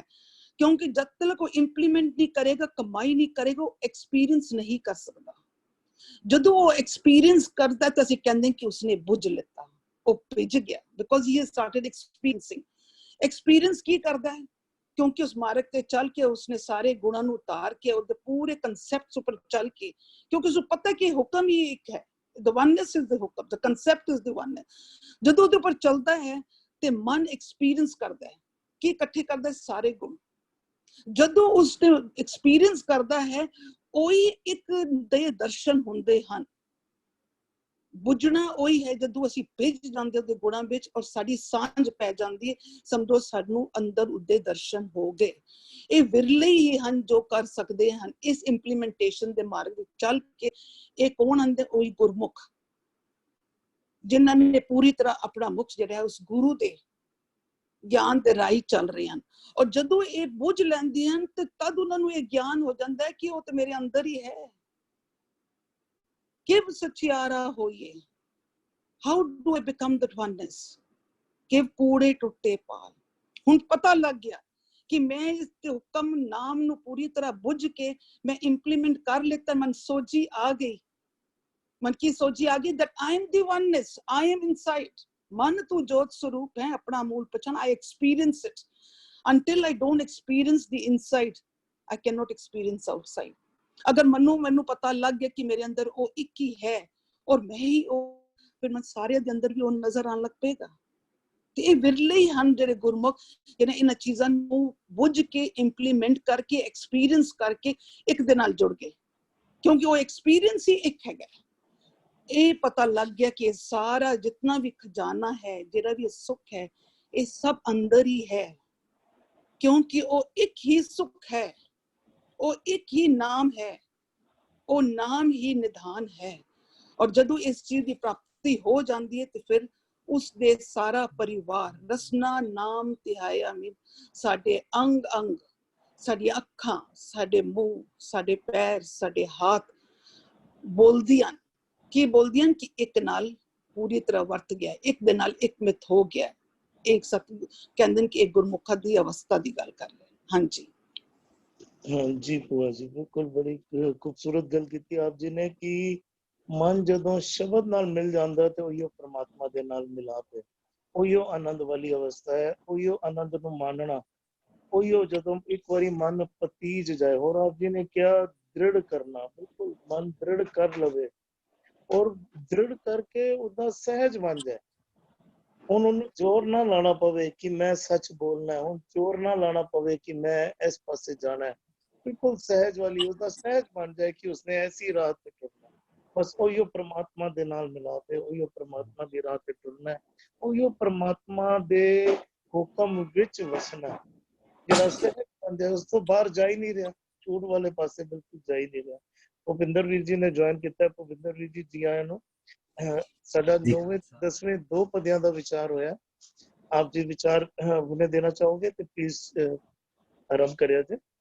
ਹਾਂਜੀ, ਵਾਹਿਗੁਰੂ ਜੀ ਕਾ ਖਾਲਸਾ, ਵਾਹਿਗੁਰੂ ਜੀ ਕੀ ਫਤਿਹ। ਜਿਹੜਾ 9ਵਾਂ ਪਦ ਹੈ, ਇਹਦੇ ਵਿੱਚ ਸਾਰੇ ਇੰਦਰੀ ਗਿਆਨੇਂਦਰੀਆਂ ਨੂੰ ਆਪਣੇ ਅੰਦਰ ਦਾ ਜਿਹੜਾ ਇੱਕਮਿਕ ਹੋ ਚੁੱਕਾ ਮਨ ਸੂਰਮਾ, ਜਿਹਨੇ ਪੂਰੇ ਸਤਿਗੁਰ ਨਾਲ ਮੇਲ ਕਰਾ ਦਿੱਤਾ, ਭਾਵ ਸਤਿਗੁਰ ਦੀ ਮੱਤ ਆਪ ਲੈ ਕੇ ਇਹਨਾਂ ਸਾਰਿਆਂ ਨੂੰ ਦਿੱਤੀ, ਉਹ ਸਾਰੇ ਉਹਦੇ ਨਾਲ ਆਪਣਾ ਟਿਊਨਡ ਹੋ ਗਏ ਨੇ। ਤਾਂ ਹੁਣ ਇਹ ਅੰਦਰ ਦੀ ਅਵਸਥਾ 'ਚ ਇਹ ਵੀ ਉਹਨਾਂ ਨੂੰ ਬਿਲਕੁਲ ਰਿਅਲਾਈਜ਼ ਹੋ ਚੁੱਕਾ ਹੈ, ਘਰ ਹੀ ਅੰਦਰ ਸੱਚ ਅਸਲੀ, ਬਈ ਸਾਨੂੰ ਬਾਹਰ ਨਹੀਂ ਜਾਣਾ। ਹੁਣ ਅੱਖਾਂ, ਨੱਕ, ਕੰਨ ਔਰ ਸਾਰਾ ਸਰੀਰ ਅਤੇ ਆਪਣੇ ਸੁਰਤ ਮਤ ਬੁੱਧ ਤੋਂ ਲੈ ਕੇ ਜਿਹੜੇ ਵੀ ਖਿਆਲ ਵੀ ਆਉਂਦੇ ਨੇ ਨਾ, ਉਹ ਸਾਰੇ ਹੁਣ ਅੰਦਰ ਵੱਲ ਫੋਕਸਡ ਹੋ ਚੁੱਕੇ ਹੋਏ ਨੇ। ਬਿਲਕੁਲ ਗੁਰਮੁਖ ਵਿਰਲਾ ਬੂਝੇ ਕੋਈ।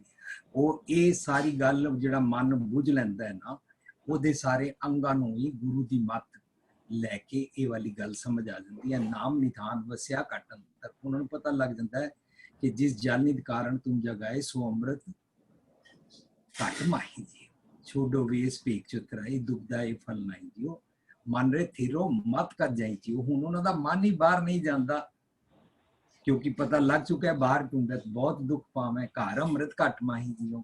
ਉਹਨਾਂ ਨੂੰ ਸਾਰਾ ਨਿਧਾਨ ਖਜ਼ਾਨਾ ਅੰਦਰ ਹੀ ਮਿਲ ਗਿਆ। ਅੱਜ ਮੈਨੂੰ ਨਾ ਕਿਸੇ ਦਾ WhatsApp ਤੇ ਕੁਐਸਚਨ ਨਹੀਂ ਆਇਆ, ਇਹਦੇ ਨਾਲ ਰਿਲੇਟਿਡ ਹੈ ਕਿ ਵੀਰ ਜੀ ਕਹਿੰਦੇ ਨੇ ਗੁਰੂ ਤੇਗ ਬਹਾਦਰ ਸਿਮਰਿਆ ਘਰ ਨੌਨਿਧ ਆਵੇ ਧਾਏ, ਤੇ ਦਰਅਸਲ ਨੌਨਿਧ ਹੁੰਦਾ ਕੀ ਹੈ? ਸੋ ਕੋਈ ਨੌਨਿਧਾਂ ਨੂੰ ਦੁਨਿਆਵੀ ਸਕਸੈਸ ਸਮਝ ਰਿਹਾ ਹੈ, ਕੋਈ ਬਿਜ਼ਨਸ ਦੇ ਬਾਰੇ ਸਮਝ ਰਿਹਾ ਹੈ, ਕੋਈ ਦੁਕਾਨ ਖੋਲਣ ਤੋਂ ਪਹਿਲਾਂ ਸੀਜ਼ਗੰਜ ਮੱਥਾ ਟੇਕ ਲਿਓ, ਸੋਚ ਰਿਹਾ ਮੇਰਾ ਬਿਜ਼ਨਸ ਵਧੀਆ ਚੱਲ ਜਾਏਗਾ, ਨੌਨਿਧ ਦਾ 18 ਸਿੱਧਾ ਮਿਲ ਜਾਂਦੀਆਂ। ਸੋ ਦਰਅਸਲ ਨੌਨਿਧ ਹੈ ਇਹ ਸਾਰੇ ਅੰਗਾਂ ਨੂੰ how to handle with wisdom, how to make them spiritual। ਜਿਹੜਾ ਅੱਖ, ਨੱਕ, ਕੰਨ ਨੂੰ ਸੂਤਕ ਪੈ ਗਿਆ ਸੀ ਨਾ, ਉਹ ਸੂਤਕ ਦੇ ਬਦਲੇ ਇਹਨਾਂ ਨੂੰ ਪਵਿੱਤਰ ਕਿਵੇਂ ਕਰੀਦਾ ਹੈ। ਸੋ ਉਹ ਨੌ ਨਿਧ ਦਾ ਮਤਲਬ ਹੈ ਜਿਸ ਜਲ ਨਿਧ ਕਾਰਨ ਤੂੰ ਜਾਗਾ ਹੈ। ਮਨ ਨਿਜ ਘਰ ਤੋਂ ਉਹ ਨਿਧ ਅੰਮ੍ਰਿਤ ਲੈਂਦਾ ਹੈ ਔਰ ਇਹਨਾਂ ਸਾਰਿਆਂ ਅੰਗਾਂ ਨੂੰ ਵੀ ਵੰਡ ਦਿੰਦਾ ਹੈ। ਇਹ ਅੰਗਾਂ ਨੂੰ 9 ਦੁਆਰੇ ਕਹਿੰਦੇ ਨੇ। ਸੋ ਮਨ ਨੇ ਲੈ ਲਿਆ ਤਾਂ ਇਹਨਾਂ ਸਾਰੇ ਦੁਆਰਿਆਂ ਨੂੰ ਦੇ ਦਿੱਤਾ, ਉਹਨੂੰ 9 ਨਿਧ ਕਹਿੰਦੇ ਨੇ। ਸੋ ਨਾਮ ਨਿਧਾਨ ਵਸਿਆ ਘਟ ਅੰਦਰ, ਸੋ ਉਹ ਅੰਦਰ ਹੀ ਵਸਦਾ ਹੈ ਨਾਮ ਨਿਧਾਨ। ਰਸ ਦਾ ਨਾਮ ਧਿਆਈ ਦਾ ਮਨ ਮਨ ਦੀ ਆਪਣੀ ਇੱਕ ਰਸਨਾ ਹੁੰਦੀ ਹੈ, ਇੱਕ ਸਾਡੀ ਹੈ ਜੀਭ ਵਾਲੀ ਰਸਨਾ ਹੁੰਦੀ ਹੈ। ਸੋ ਜਦੋਂ ਅਸੀਂ ਅੰਦਰ ਦੇ ਅੰਮ੍ਰਿਤ ਦੀ ਗੱਲ, ਅੰਦਰ ਦੇ ਖਜ਼ਾਨੇ ਦੀ ਗੱਲ ਕਰਦੇ ਹਾਂ ਤੇ ਮਨ ਦਾ ਆਪਣਾ ਤਨ ਹੁੰਦਾ ਹੈ, ਉਹ ਵਾਲੀ ਰਸਨਾ ਨਿਰੰਤਰ ਜੁੜੀ ਰਹਿੰਦੀ ਹੈ, ਕਿਉਂਕਿ ਉਸਨੇ ਸੱਚ ਨੂੰ ਟੇਸਟ ਕਰ ਲਿਆ ਹੈ, ਸੱਚ ਨੂੰ ਮਾਣ ਲਿਆ ਹੈ ਔਰ ਸੱਚ ਨੂੰ ਹੀ ਉਹ ਹਮੇਸ਼ਾ अपना गोल बना के उसी ਨੂੰ दृढ़ करती है। हाँ जी, थैंक यू जी जी जी। आप जी ने बिल्कुल शॉर्ट ਵਿੱਚ ਬੜੀ ਖੂਬਸੂਰਤ ਗੱਲਾਂ ਸਮਝਾਣੀਆਂ ਕੀਤੀਆਂ। ਬਿਲਕੁਲ ਮਨ ਜਿਹੜਾ ਹੈ ਬਾਹਰ ਮੁਖੀ ਪਹਿਲੇ ਭਟਕਦਾ ਰਹਿੰਦਾ ਹੈ, ਹੁਣ ਅੰਦਰ ਵਸ ਗਿਆ, ਅੰਦਰ ਹੀ ਟਿਕ ਗਿਆ, ਉਸੇ ਨੂੰ ਨਿਜ ਦੇ ਘਰ ਵਿੱਚ ਟਿਕ ਕਹਿੰਦੇ। ਔਰ ਆਪ ਜੀ ਨੇ ਜਿਹੜੇ ਨੌ ਨਿਧ ਨੂੰ ਵੀ ਖੋਲਣਾ ਕੀਤਾ ਹੈ, ਅੰਦਰ ਦੇ ਖਜ਼ਾਨੇ ਦੇ ਬਾਰੇ ਸਮਝਾਣਾ ਕੀਤਾ ਹੈ। ਅੰਦਰ ਦੇ ਅੰਮ੍ਰਿਤ ਨਾਲ ਸਾਂਝ ਬਣਨੀ ਨਹੀਂ ਜਿਹੜੀ ਹੈ ਉਹ 9 ਨਿਧ ਦੀ ਪ੍ਰਾਪਤੀ ਹੈ, ਉਹ ਵੀ ਨਾਮ ਦੇ ਰਾਹੀਂ ਪ੍ਰਾਪਤ ਹੁੰਦੀ ਹੈ। ਨਾਮ ਨਾਲ ਜੁੜਿਆ ਹੀ ਅੰਦਰ ਦਾ ਖਜ਼ਾਨਾ ਜਿਹੜਾ ਪ੍ਰਾਪਤ ਹੁੰਦਾ। ਵੈਸੇ 9 ਨਿਧ ਦੁਨੀਆਵੀ ਸਾਰੇ ਖਜ਼ਾਨਿਆਂ ਨੂੰ ਕਿਹਾ ਜਾਂਦਾ ਕਿ ਤੁਸੀਂ ਅੰਦਰ ਦੇ ਖਜ਼ਾਨੇ ਨਾਲ ਸਾਂਝ ਬਣਾਈਏ। ਧੰਨਵਾਦ ਹੈ ਆਪ ਜੀ ਦਾ ਵੀ। ਜੀ ਸੁਖਿੰਦਰ ਵੀਰ ਜੀ ਨਾਲ ਦੇ ਨਾਲ ਹੀ ਇੱਕ ਛੋਟੀ ਜਿਹੀ ਵਿਚਾਰ ਆਈ ਸੀ ਕਿ ਵੀਰ ਜੀ ਨੇ ਪੁੱਛਿਆ ਥੱਲੇ ਮੈਸੇਜ ਵਿੱਚ ਕਿ 9 ਨਿਧ 18 ਸਿੱਧੀਆਂ ਪਿੱਛੇ ਲੱਗ ਫਿਰੀਆਂ, ਇਹਦੀ ਵੀ ਥੋੜੀ ਜਿਹੀ ਐਲੋਬਰੇਟ ਕਰ ਦਿਓ ਗੋਬਿੰਦਰ ਵੀਰ ਜੀ। हाँ जी, मैं 18 ਸਿੱਧਾ ਡਿਟੇਲ ਵਿੱਚ ਐਕਸਪਲੇਨ ਕਰਾਂਗਾ, ਮੈਂ ਉਹਦੇ ਤੇ ਆਰਟੀਕਲ ਲਿਖਿਆ ਹੈ। ਓਕੇ ਓਕੇ ਜੀ ਸੁਖਿੰਦਰ ਵੀਰ ਜੀ। ਜੀ ਸੁਖਿੰਦਰ ਵੀਰ ਜੀ। ਹਾਂਜੀ ਵੀਰ ਜੀ, ਇਸ ਬੰਦ ਵਿੱਚ ਨਾ ਤਿੰਨੋਂ ਤੁਕਾਂ ਦੇ ਵਿੱਚ ਸਤਿਗੁਰੂ ਜੀ ਨੇ ਨਾ 3 ਅਲੱਗ-ਅਲੱਗ ਲਫ਼ਜ਼ ਯੂਜ਼ ਕੀਤੇ ਨੇ, ਹੈ ਮਤਲਬ ਇੱਕੋ ਹੀ ਹੈ। ਪਹਿਲੀ ਤੁਕ ਵਿੱਚ ਦੇਖੋ ਸਤਿਗੁਰੂ ਜੀ ਸ਼ਬਦ ਇਸਤੇਮਾਲ ਕਰ ਰਹੇ ਹਨ ਸਾਚਾ, ਦੂਜੇ ਵਿੱਚ ਉਸੇ ਵਾਸੀ ਲਫ਼ਜ਼ ਯੂਜ਼ ਕਰ ਰਹੇ ਨੇ ਗੁਰਮੁਖ, ਤੀਜੇ ਵਿੱਚ ਉਸੇ ਵਾਸੀ ਲਫ਼ਜ਼ ਯੂਜ਼ ਕਰ ਰਹੇ ਨੇ ਨਾਮ। ਇਹ ਸਾਨੂੰ ਦ੍ਰਿੜ ਕਰਵਾਉਣ ਵਾਸਤੇ ਸਤਿਗੁਰੂ ਜੀ ਅਲੱਗ-ਅਲੱਗ ਯੂਜ਼ ਕਰਦੇ ਨੇ। ਦੇਖੋ ਗੁਰੂ ਦੇ ਮੁਖ ਤੋਂ ਕੀ ਨਿਕਲਦਾ ਹੈ? ਸਾਚਾ ਸ਼ਬਦ, ਸਾਚੀ ਬਾਣੀ, ਕਿਉਂਕਿ ਇੱਕ ਕੱਚੀ ਬਾਣੀ ਵੀ ਹੁੰਦੀ ਹੈ ਨਾ, ਸਤਿਗੁਰੂ ਜੀ ਨੇ ਆਪ ਹੀ ਸਾਨੂੰ, ਸਤਿਗੁਰੂ ਤੋਂ ਬਿਨਾਂ ਹੋਰ ਕੱਚੀ ਹੈ ਬਾਣੀ। ਗੁਰੂ ਦੇ ਮੁਖ ਤੋਂ ਕੀ ਨਿਕਲਦਾ ਹੈ? ਸਾਚਾ ਸ਼ਬਦ, ਸਾਚੀ ਬਾਣੀ। ਉਸੇ ਨੂੰ ਆਖਦੇ ਨੇ ਘਰ ਹੀ ਅੰਦਰ ਸਾਚਾ ਸੋਈ, ਉਸੇ ਨੂੰ ਆਖਦੇ ਨੇ ਨਾਮ, ਨਾਮ ਹੀ ਸੱਚ ਹੈ। ਦੇਖੋ ਤਿੰਨੋਂ ਲਫ਼ਜ਼ਾਂ ਨੂੰ ਸਾਨੂੰ ਸਮਝਾਉਣ ਵਾਸਤੇ ਸਤਿਗੁਰੂ ਨੇ ਤਿੰਨੋਂ ਅਲੱਗ-ਅਲੱਗ ਕਹਿੰਦੇ ਨੇ। ਸਾਡੇ ਅੰਦਰ ਹੈ ਨਾ ਜਿਹੜਾ ਸਾਚਾ ਹੈ ਉਹੀ ਗੁਰਮੁਖ ਹੈ, ਜਿਸਨੂੰ ਕਹਿੰਦੇ ਨੇ ਗੁਰਮੁਖ ਨਾਦਨ, ਗੁਰਮੁਖ ਵੇਦਨ, ਗੁਰਮੁਖ ਰਿਹਾ ਸਮਾਈ। ਅੰਦਰ ਸਾਡੇ ਸਮਾਇਆ ਹੋਇਆ ਕਿਸ ਰੂਪ ਵਿੱਚ? ਸਾਚੇ ਸ਼ਬਦ ਵਿੱਚ, ਸਾਚੇ ਨਾਮ ਦੇ ਰੂਪ ਵਿੱਚ, ਸਾਚੀ ਮਤ, ਸਾਚੀ ਸਿੱਖਿਆ, ਸਾਚੀ ਵਿਚਾਰਧਾਰਾ ਦੇ ਰੂਪ ਵਿੱਚ ਸਾਡੇ ਨਾਲ ਵਸਦਾ। ਇਸਨੂੰ ਕਹਿੰਦੇ ਨੇ ਸਤਿਗੁਰ ਕਾ ਉਪਦੇਸ਼ ਸੁਣ ਤੂੰ ਹੋਵੇ ਤੇਰੇ ਨਾਲੇ। ਸਾਡੇ ਅੰਦਰ ਵਸਦਾ ਹੈ, ਅਸੀਂ ਉਸਦਾ ਉਪਦੇਸ਼ ਸੁਣਦੇ ਨਹੀਂ, ਉਸਨੂੰ ਇਗਨੋਰ ਕਰਦੇ ਹਾਂ, ਉਹ ਅੰਦਰੋਂ ਬੋਲਦਾ ਹੈ। ਦੇਖੋ ਇੱਕ ਇੱਥੇ ਹੋਰ ਗੱਲ ਬੜੀ ਪਿਆਰੀ ਸਤਿਗੁਰੂ ਜੀ ਸਾਨੂੰ ਸਮਝਾ ਰਹੇ ਨੇ, ਘਰ ਹੀ ਅੰਦਰ ਸਾਚਾ। ਦੇਖੋ ਅਸੀਂ ਪਿਛਲੇ ਬੰਦ ਵਿੱਚ ਸਮਝ ਕੇ ਆਏ ਹਾਂ ਕਿ ਆਪੇ ਸਤਿਗੁਰ ਆਪ ਹਰ, ਆਪ ਹੀ ਸਤਿਗੁਰੂ ਜੀ ਹਨ ਤੇ ਆਪ ਹੀ ਹਰ ਪਰਮਾਤਮਾ ਜੀ ਹਨ। ਪਰਮਾਤਮਾ ਤੇ ਸਤਿਗੁਰੂ ਜੀ ਦੋਨਾਂ 'ਚ ਕੋਈ ਫਰਕ ਨਹੀਂ ਹੈ। ਗੁਰੂ ਨੂੰ ਹੀ ਪਰਮਾਤਮਾ ਆਖਿਆ ਗਿਆ ਹੈ, ਪਰਮਾਤਮਾ ਨੂੰ ਹੀ ਸੱਚ ਆਖਿਆ ਗਿਆ। ਉਹ ਕਹਿੰਦੇ ਸਾਡੇ ਅੰਦਰ ਹੈ। ਹੁਣ ਅੱਜ ਤੱਕ ਦੁਨੀਆ ਦੇ ਵਿੱਚ 2 ਫਿਲਾਸਫੀਆਂ ਚੱਲ ਰਹੀਆਂ। ਇੱਕ ਤਾਂ ਕਹਿੰਦੀ ਹੈ ਨਹੀਂ ਪਰਮਾਤਮਾ ਕਦੀ ਵੀ ਨਹੀਂ ਆਏਗਾ ਇਸ ਧਰਤੀ ਤੇ, ਆਇਆ ਹੀ ਨਹੀਂ ਹੈ, ਉਸਨੇ ਸ੍ਰਿਸ਼ਟੀ ਬਣਾਈ ਤੇ ਬਾਹਰ ਬੈਠ ਗਿਆ। ਫਿਰ ਉਸਨੇ ਕੀ ਕੀਤਾ? ਕਹਿੰਦਾ ਆਪਣੇ ਇੱਕ ਮੈਸੇਂਜਰ ਭੇਜਿਆ ਹੋਇਆ, ਮੈਸੇਂਜਰ ਭੇਜਿਆ ਸੀ, ਇੱਕੋ ਹੀ ਭੇਜਿਆ ਸੀ, ਉਸ ਤੋਂ ਬਾਅਦ ਦੁਬਾਰਾ ਭੇਜਣੇ ਵੀ ਉਸਨੇ ਬੰਦ ਕਰ ਦਿੱਤੇ। ਤੇ ਉਹ ਮੈਸੇਂਜਰ ਨੇ ਆ ਕੇ ਪਰਮਾਤਮਾ ਬਾਰੇ ਮੈਸੇਜ ਦਿੱਤਾ। ਉਸਨੇ ਬੈਠੇ, ਉਹ ਮੰਨ ਨਹੀਂ ਰਹੇ ਕਿ ਘਰ ਦੇ ਅੰਦਰ ਨਹੀਂ, ਉਹ ਕਹਿੰਦੇ ਨਹੀਂ, ਉਹ ਪ੍ਰਮਾਤਮਾ ਤਾਂ ਇੱਕ ਵਾਰ ਸ੍ਰਿਸ਼ਟੀ ਬਣਾ ਕੇ ਬਾਹਰ ਬੈਠਾ ਹੈ। ਉਸਨੇ ਇੱਕ ਗੁਰੂ ਭੇਜਿਆ, ਗੁਰੂ ਨੇ ਆ ਕੇ ਦੁਨੀਆ ਦੇ ਲੋਕਾਂ ਨੂੰ ਉਸ ਪਰਮਾਤਮਾ ਨਾਲ ਜੋੜਿਆ ਔਰ ਦੱਸਿਆ ਕਿ ਜਦੋਂ ਸਾਰੀ ਦੁਨੀਆ ਖਤਮ ਹੋਏਗੀ ਅਸੀਂ ਸਾਰੇ ਪਰਮਾਤਮਾ ਦੇ ਦਰ ਤੇ ਜਾਵਾਂਗੇ, ਪਰਮਾਤਮਾ ਦੇ ਅੱਗੇ ਪੇਸ਼ ਹੋਵਾਂਗੇ, ਫਿਰ ਪਰਮਾਤਮਾ ਅਕੋਰਡਿੰਗ ਟੂ ਸਾਡੇ ਡੀਡਸ ਸਾਡੇ ਨਿਆਂ ਕਰੇਗਾ। ਦੂਜੀ ਫਿਲਾਸਫੀ ਇੱਕ ਹੋਰ, ਉਹ ਕਹਿੰਦੀ ਨਹੀਂ, ਉਹ ਵੀ ਕਹਿੰਦੇ ਕਰਕੇ, ਉਹ ਕਹਿੰਦੇ ਨਹੀਂ ਪਰਮਾਤਮਾ ਨੇ ਸ੍ਰਿਸ਼ਟੀ ਬਣਾਈ, ਬਾਹਰ ਬੈਠਾ ਵੇਖ ਰਿਹਾ। ਪਹਿਲੇ ਕਹਿੰਦੇ ਕਦੀ ਕਦੀ ਆ ਜਾਂਦਾ ਹੈ, ਜਦੋਂ ਧਰਤੀ ਤੇ ਨਾ ਬਹੁਤ ਪਾਪ ਵੱਧ ਜਾਂਦਾ ਹੈ। ਉਹ ਕਦੋਂ ਕਦੋਂ ਆਇਆ? ਕਹਿੰਦੇ ਆਇਆ ਸਤਯੁਗ ਵਿੱਚ ਵੀ ਆਇਆ, ਕਲਯੁਗ ਵਿੱਚ ਵੀ ਆਇਆ, ਤ੍ਰੇਤੇ ਵਿੱਚ ਵੀ ਆਇਆ, ਦੁਆਪਰ ਵਿੱਚ ਵੀ ਆਇਆ, ਅਲੱਗ-ਅਲੱਗ ਰੂਪਾਂ ਦੇ ਵਿੱਚ। ਉਹਨਾਂ ਤੋਂ ਇਸੇ ਕਰਕੇ ਗੁਰਮਤਿ ਦੀ ਫਿਲਾਸਫੀ ਇਹ ਅਲੱਗ ਹੈ। ਸਾਡੀ ਸਤਿਗੁਰੂ ਜੀ ਆਖਦੇ ਨੇ, ਇਹ ਜਿਹੜਾ ਸੱਚ ਧਰਮ ਨੂੰ ਐਕਸਪਲੇਨ ਕਰ ਰਹੇ ਨੇ ਗੁਰੂ ਗ੍ਰੰਥ ਸਾਹਿਬ ਦੇ ਵਿੱਚ, ਇਸ ਵਿੱਚ ਕੀ ਆਖ ਰਹੇ ਨੇ? ਕਹਿੰਦੇ ਨੇ ਉਹ ਸ੍ਰਿਸ਼ਟੀ ਬਣਾ ਕੇ, ਹੁਕਮਾਂ ਦੇ ਵਿੱਚ ਉਹਨੇ ਸ੍ਰਿਸ਼ਟੀ ਬਣਾ ਕੇ, ਹੁਕਮਾਂ ਵਿੱਚ ਸਮਾ ਕੇ ਇਸ ਦੇ ਅੰਦਰ ਹੀ ਬੈਠ ਗਿਆ ਹੈ। ਉਹਨੇ ਗੁਰੂਆਂ ਨੂੰ ਨਹੀਂ ਭੇਜਿਆ, ਗੁਰੂਆਂ ਦੇ ਰੂਪ ਵਿੱਚ ਵੀ ਉਹ ਆਪ ਹੀ ਸੀ। ਗੁਰੂ ਵੀ ਉਸੇ ਨੂੰ ਕਹਿੰਦੇ ਨੇ, ਰੱਬ ਜੀ ਵੀ ਉਸੇ ਨੂੰ ਕਹਿੰਦੇ ਨੇ, ਉਸੇ ਨੂੰ ਹੀ ਹੁਕਮ ਕਹਿੰਦੇ ਨੇ, ਉਸੇ ਨੂੰ ਹੀ ਸੱਚ ਕਹਿੰਦੇ ਨੇ। ਉਹ ਕਹਿੰਦੇ ਉਹ ਹਮੇਸ਼ਾ ਇੱਥੇ ਹੈ, ਘਰ ਹੀ ਅੰਦਰ ਸਾਚਾ ਸੋਈ। ਇਸ ਵਿਚਾਰਧਾਰੇ ਕਰਕੇ ਅਸੀਂ ਦੁਨੀਆ ਤੋਂ ਅਲੱਗ ਹੋ ਸਕਦੇ ਹਾਂ। ਅਗਰ ਅਸੀਂ ਉਹ ਦੋ ਵਿਚਾਰਧਾਰਾ 'ਚ ਫਸੇ ਰਹਾਂਗੇ ਤਾਂ ਸਾਡੀ ਆਇਡੈਂਟੀਟੀ ਕਦੀ ਵੀ ਉਹਨਾਂ ਤੋਂ ਅਲੱਗ ਨਹੀਂ ਹੋ ਸਕੇਗੀ। ਅਸੀਂ ਸੱਚ ਧਰਮ ਨੂੰ ਨਹੀਂ ਮੰਨ ਰਹੇ ਹੋਵਾਂਗੇ। ਅੱਛਾ, ਇਸ ਵਿਚਾਰਧਾਰਾ ਨੂੰ ਮੰਨਣ ਵਾਲੇ ਨੂੰ ਹੀ ਸਤਿਗੁਰੂ ਜੀ ਅਗਲੀ ਤੁਕ 'ਚ ਵਿਰਲਾ ਆਖ ਰਹੇ ਨੇ। ਜਿਸਨੂੰ ਆਖ ਰਹੇ ਨੇ, ਕਹਿੰਦੇ ਨੇ ਇਹ ਗੁਰਮੁਖ, ਗੁਰੂ ਦੇ ਮੁਖ ਤੋਂ ਨਿਕਲਿਆ ਇਹ ਸਾਚਾ ਸ਼ਬਦ ਹੈ, ਸਾਚੀ ਵਿਚਾਰਤਾ ਨੂੰ ਜਿਹੜਾ ਕੋਈ ਬੁੱਝ ਲਏਗਾ ਨਾ ਉਹ ਵਿਰਲਾ ਹੋ ਜਾਏਗਾ। ਇਸੇ ਨੂੰ ਜਿਸਨੂੰ ਉਰੇ ਕਹਿ ਰਹੇ ਨੇ ਗੁਰਮੁਖ ਬੁੱਝਾ, ਉਸ ਨੂੰ ਕਹਿ ਰਹੇ ਨੇ ਨਾਨਕ ਹੁਕਮੈ ਜੇ ਬੁੱਝੈ। ਇਸੇ ਨੂੰ ਗੁਰੂ ਦੇ ਮੁਖ ਤੋਂ ਨਿਕਲੇ ਹੋਏ ਸ਼ਬਦ ਨੂੰ ਹੀ ਹੁਕਮ ਆਖਦੇ ਨੇ। ਉੱਥੇ ਲਫ਼ਜ਼ ਸਤਿਗੁਰੂ ਨੇ ਜਪਜੀ ਸਾਹਿਬ 'ਚ ਹੁਕਮ ਲਿਖਿਆ, ਹੁਕਮੈ ਬੁੱਝੈ। ਕਹਿੰਦੇ ਕੀ ਹੋਏਗਾ? ਤੇਰੇ ਅੰਦਰੋਂ ਹੋਮੈ ਚਲੇ ਜੇਗੀ, ਹੋਮੈ ਗਈ, ਨਾਮ ਨਿਧਾਨ ਵਸਿਆ ਘਟ ਅੰਤਰ।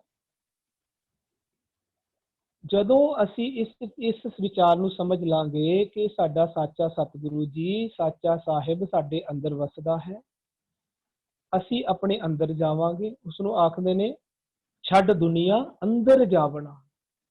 ਅਸੀਂ ਅੰਦਰ ਜਾਵਾਂਗੇ, ਸਾਚਾ ਸਤਿਗੁਰੂ ਜੀ ਦਾ ਉਪਦੇਸ਼ ਸੁਣਨ ਲੱਗ ਜਾਵਾਂਗੇ, ਸਤਿਗੁਰੂ ਦਾ ਉਪਦੇਸ਼ ਸੁਣਨ ਲੱਗ ਜਾਵਾਂਗੇ। ਕੀ ਹੋਏਗਾ? ਸਤਿਗੁਰੂ ਜੀ ਦਾ ਉਪਦੇਸ਼, ਸਾਚਾ ਸ਼ਬਦ ਸਾਡੇ ਅੰਦਰ ਵਸ ਜਾਏਗਾ। ਨਾਮ ਨਿਧਾਨ ਵਸਿਆ ਅੰਤਰ। ਅਸੀਂ ਵਿਰਲੇ ਹੋ ਜਾਵਾਂਗੇ। ਵਿਰਲੇ ਹੋਣ ਦੀ ਨਿਸ਼ਾਨੀ ਇਹ ਹੈ, ਭਾਵ ਸਾਨੂੰ ਹੁਕਮ ਦੀ ਸੋਝੀ ਹੋ ਜਾਵੇਗੀ। ਸਤਿਗੁਰੂ ਜੀ ਦੀ ਵਿਚਾਰਧਾਰਾ ਦੀ ਸੋਝੀ ਹੋ ਜਾਣ ਨੂੰ ਹੀ ਵਿਰਲਾ ਬਣਨਾ ਆਖਦੇ ਨੇ। ਇਸੇ ਨੂੰ ਜਪਜੀ ਸਾਹਿਬ 'ਚ ਆਖਦੇ ਨੇ ਐਸਾ ਨਾਮ ਨਿਰੰਜਨ ਹੋਏ। ਜਿਹੜਾ ਸਮਝ ਲੇਗਾ ਕਿ ਨਾਮ ਹੀ ਨਿਰੰਜਨ ਹੈ। ਅੱਗੇ ਕਹਿੰਦੇ ਨੇ ਜੇ ਕੋ ਮਨ ਜਾਣੈ, ਜੇ ਕੋਈ ਇਹ ਗੱਲ ਨੂੰ ਜਾਣ ਕੇ ਮੰਨ ਲਏਗਾ, ਕਿੱਥੇ? ਮਨ ਵਿੱਚ। ਕਹਿੰਦੇ ਉਹ ਕੋਏ ਹੋ ਜਾਏਗਾ, ਉਹ ਵਿਰਲਾ ਹੋ ਜਾਏਗਾ। ਇੱਥੇ ਵੀ ਆਖਦੇ ਨੇ ਨਾ ਗੁਰਮੁਖ ਵਿਰਲਾ ਬੁੱਝੈ ਕੋਈ। ਕਹਿੰਦੇ ਜਿਹੜਾ ਕੋਈ ਇਹ ਜਾਣ ਕੇ ਬੁੱਝ ਲੇਗਾ, ਜਾਣ ਕੇ ਮੰਨ ਲਏਗਾ, ਉਹ ਕੋਏ ਹੋ ਜਾਏਗਾ, ਭਾਵ ਵਿਰਲਾ ਹੋ ਜਾਏਗਾ। ਅਸੀਂ ਇਹ ਗੱਲ ਕਦੀ ਵੀ ਨਹੀਂ ਮੰਨਣੀ ਕਿ ਰੱਬ ਜੀ ਕਿਤੇ ਬਾਹਰ ਬੈਠੇ ਹਨ ਤੇ ਕਦੀ ਧਰਤੀ ਤੇ ਆਏ ਹੀ ਨਹੀਂ। ਦੂਸਰੀ ਵਿਚਾਰਧਾਰਾ, ਕਦੀ ਕਦੀ ਆਉਂਦੇ ਹਨ, ਹੁਣ ਨਹੀਂ ਹਨ। ਕਦੀ ਕਦੀ ਆਏ ਸਨ ਪਿਛਲੇ ਕਿਹੜੇ ਯੁੱਗਾਂ, ਕਦੀ ਸਤਯੁਗ 'ਚ ਆਏ, ਕਦੀ ਤ੍ਰੇਤੇ 'ਚ ਆਏ, ਕਦੀ ਦੁਆਪਰ 'ਚ ਆਏ। ਅਸੀਂ ਇਹ ਵੀ ਨਹੀਂ ਮੰਨਣਾ ਇਹ ਗੁਰਮਤਿ ਦੀ ਫਿਲਾਸਫੀ ਨਹੀਂ ਹੈ। ਅਸੀਂ ਇਹ ਮੰਨਣਾ ਹੈ ਕਿ ਘੱਟ ਘੱਟ ਮੈਂ ਹਰਿ ਜੂ ਬਸੈ। ਹਰੀ ਨੂੰ ਅਸੀਂ ਰੱਬ ਕਹਿੰਦੇ ਹਾਂ, ਜਿਸ ਨੂੰ ਕਹਿੰਦੇ ਨੇ ਨਾ ਵਸੀ ਰੱਬ ਹਿਆਲੀ ਹੈ। ਰੱਬ, ਉੱਥੇ ਲਫ਼ਜ਼ ਸਤਿਗੁਰੂ ਨੇ ਰੱਬ ਯੂਜ਼ ਕੀਤਾ ਹੈ। ਇੱਕ ਜਗ੍ਹਾ ਕਹਿੰਦੇ ਨੇ ਘੱਟ ਘੱਟ ਮੈਂ ਹਰਿ ਜੂ ਬਸੈ, ਉਸ ਨੂੰ ਕਹਿੰਦੇ ਨੇ ਵਸੀ ਰੱਬ। ਰੱਬ ਜੀ ਨੂੰ ਹੀ ਹਰਿ ਜੂ ਆਖਦੇ ਨੇ, ਰੱਬ ਜੀ ਨੂੰ ਹੀ ਸਾਚਾ ਆਖ ਰਹੇ ਨੇ। ਇੱਥੇ ਘਰ ਹੀ ਅੰਦਰ ਸਾਚਾ ਸੋਈ, ਉਸੇ ਨੂੰ ਕਹਿੰਦੇ ਨੇ ਵਸੀ ਰੱਬ ਹਿਆਲੀ ਹੈ। ਸਾਡਾ ਰੱਬ, ਸਾਡਾ ਪਰਮਾਤਮਾ ਸਾਡੇ ਅੰਦਰ ਹਮੇਸ਼ਾ ਵਸਦਾ ਹੈ, ਸਾਡੇ ਨਾਲ। ਅਸੀਂ ਉਸ ਨੂੰ ਸੁਣਦੇ ਨਹੀਂ, ਇਗਨੋਰ ਕਰਦੇ ਉਹਦੀ ਗੱਲਾਂ ਨੂੰ।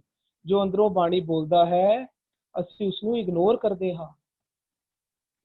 ਇਹ ਸਾਡੇ ਕੰਮ ਹੈ। ਜਦੋਂ ਅਸੀਂ ਉਸ ਦੀ ਗੱਲ ਨੂੰ ਸਮਝ ਸੁਣ ਕੇ ਬੁੱਝਦੇ ਹਾਂ, ਇਸ ਨੂੰ ਕਹਿੰਦੇ ਨੇ ਸੱਚ ਸੁਣ ਬੁੱਝ। ਫਿਰ ਕੀ ਕਰਦੇ ਆ? ਵਿਖਿਆਨ ਕਰਦੇ ਆ, ਦੂਜਿਆਂ ਨੂੰ ਵੀ ਸਮਝਾਉਂਦੇ। ਫਿਰ ਕਹਿੰਦੇ ਨੇ ਮਹਿਲ ਬੁਲਾਈ ਹੈ। ਇਹੀ ਤਰੀਕਾ ਹੈ ਮਹਿਲ ਵਿੱਚੋਂ ਬੁਲਾ ਲੈਂਦਾ, ਭਾਵ ਆਪਣੇ ਨਾਲ ਸਾਨੂੰ ਅਪੇਧ ਕਰ ਲੈਂਦਾ, ਅਸੀਂ ਉਹਦੇ ਵਿੱਚ ਸਮਾ ਜਾਂਦੇ ਹਾਂ। ਇੱਥੇ ਜਿਹੜਾ ਆਖਦੇ ਨਾ ਸਤਿਗੁਰੂ ਜੀ ਸੱਚ ਸੁਣ ਬੁੱਝ ਵਖਾਣ ਨੂੰ ਹੀ ਕਹਿ ਰਹੇ ਨੇ ਰਸਨਾ ਨਾਮ ਤੇ ਆਏ। ਉਹ ਜਿਹੜਾ ਸੱਚ ਸਾਡੇ ਅੰਦਰ ਅਸੀਂ ਸੁਣ ਕੇ ਬੁੱਝ ਕੇ ਸਾਡੇ ਅੰਦਰ ਵਸ ਗਿਆ ਹੈ, ਫਿਰ ਹੁਣ ਅਸੀਂ ਉਹ ਸਾਡੇ ਵਿਚਾਰ, ਸਾਡੇ ਇੰਦਰੀ ਗਿਆਨ, ਇੰਦਰੀ ਰੂਪੀ ਪਰਿਵਾਰ, ਰਈਅਤ ਨੂੰ, ਪੂਰੇ ਸੰਸਾਰ ਨੂੰ ਉਹ ਵਿਖਿਆਨ ਕਰਦੇ ਨੇ, ਉਹਨਾਂ ਨੂੰ ਵੀ ਉਹਦੇ ਨਾਲ ਜੋੜਦੇ ਹਾਂ। ਜਦੋਂ ਅਸੀਂ ਇੱਥੇ ਕਰ ਲੈਂਦੇ ਹਾਂ, ਫਿਰ ਸਾਡੇ ਤੋਂ ਬਾਹਰਲੀ ਦੁਨੀਆ ਦੇ ਵੀ ਸਾਰੇ ਲੋਕ ਫਾਇਦਾ ਉਠਾਉਂਦੇ ਨੇ। ਸਾਡੇ ਵਿਚਾਰ ਨਹੀਂ ਨੇ, ਉਹ ਸਤਿਗੁਰੂ ਜੀ ਦੇ ਵਿਚਾਰ, ਕਿਉਂਕਿ ਨਾਮ ਨਿਧਾਨ ਵਸਿਆ ਘਟ ਅੰਤਰ। ਉਹ ਸਾਡੇ ਵਿਚਾਰ, ਅਸੀਂ ਤਾਂ ਖਤਮ ਹੋ ਕੇ ਹੀ, ਤੂੰ ਕਰਤਾ ਤੂੰ ਹੁਆ ਹੋ ਕੇ ਹੀ, ਮੈਂ ਤਾਂ ਖਤਮ ਹੁੰਦਾ ਤਾਂ ਹੀ ਤੂੰ ਵਸਦਾ। ਨਾਮ ਨਿਧਾਨ ਵਸਿਆ, ਉਹ ਨਾਮ ਦੇ ਵਿਚਾਰ ਹੀ ਦੂਸਰਿਆਂ ਨੂੰ ਵਿਖਿਆਨ ਕਰਨਾ। ਇਹ ਵਾਲੀ ਅਵਸਥਾ ਨੂੰ ਹੀ ਮਹਿਲ ਬੁਲਾਈਏ ਵਾਲੀ ਅਵਸਥਾ ਆਖਦੇ ਨੇ, ਔਰ ਉਸੇ ਨੂੰ ਇੱਥੇ ਸਤਿਗੁਰੂ ਜੀ ਐਕਸਪਲੇਨ ਕਰ ਰਹੇ ਹਨ। ਹਾਂਜੀ। ਜੀ ਜੀ ਵੀਰ ਜੀ, ਆਪ ਜੀ ਨੇ ਵੱਖ-ਵੱਖ ਵਿਚਾਰਧਾਰਾ ਤੇ ਗੁਰਮਤ ਦਾ ਜ਼ਿਕਰ ਕੀਤਾ ਹੈ ਕਿ ਗੁਰਮਤ ਦੇ ਮੁਤਾਬਿਕ ਪਰਮਾਤਮਾ ਜਿਹੜਾ ਹੈ ਸੰਸਾਰ ਵਿੱਚ ਸੰਸਾਰ ਨੂੰ ਬਣਾ ਕੇ ਸੰਸਾਰ ਵਿੱਚ ਹੀ ਵਸ ਰਿਹਾ। ਅਸੀਂ ਧਿਆਨ ਦਈਏ ਨਾ, ਇੱਕ ਓਂਕਾਰ ਤੋਂ ਹੀ ਬਾਣੀ ਦੀ ਆਰੰਭਤਾ ਹੈ ਤੇ ਅਸੀਂ ਇੱਕ ਓਂਕਾਰ ਨੂੰ ਹੀ ਸਮਝਣ ਦੀ ਕੋਸ਼ਿਸ਼ ਕਰ ਰਹੇ ਹਾਂ।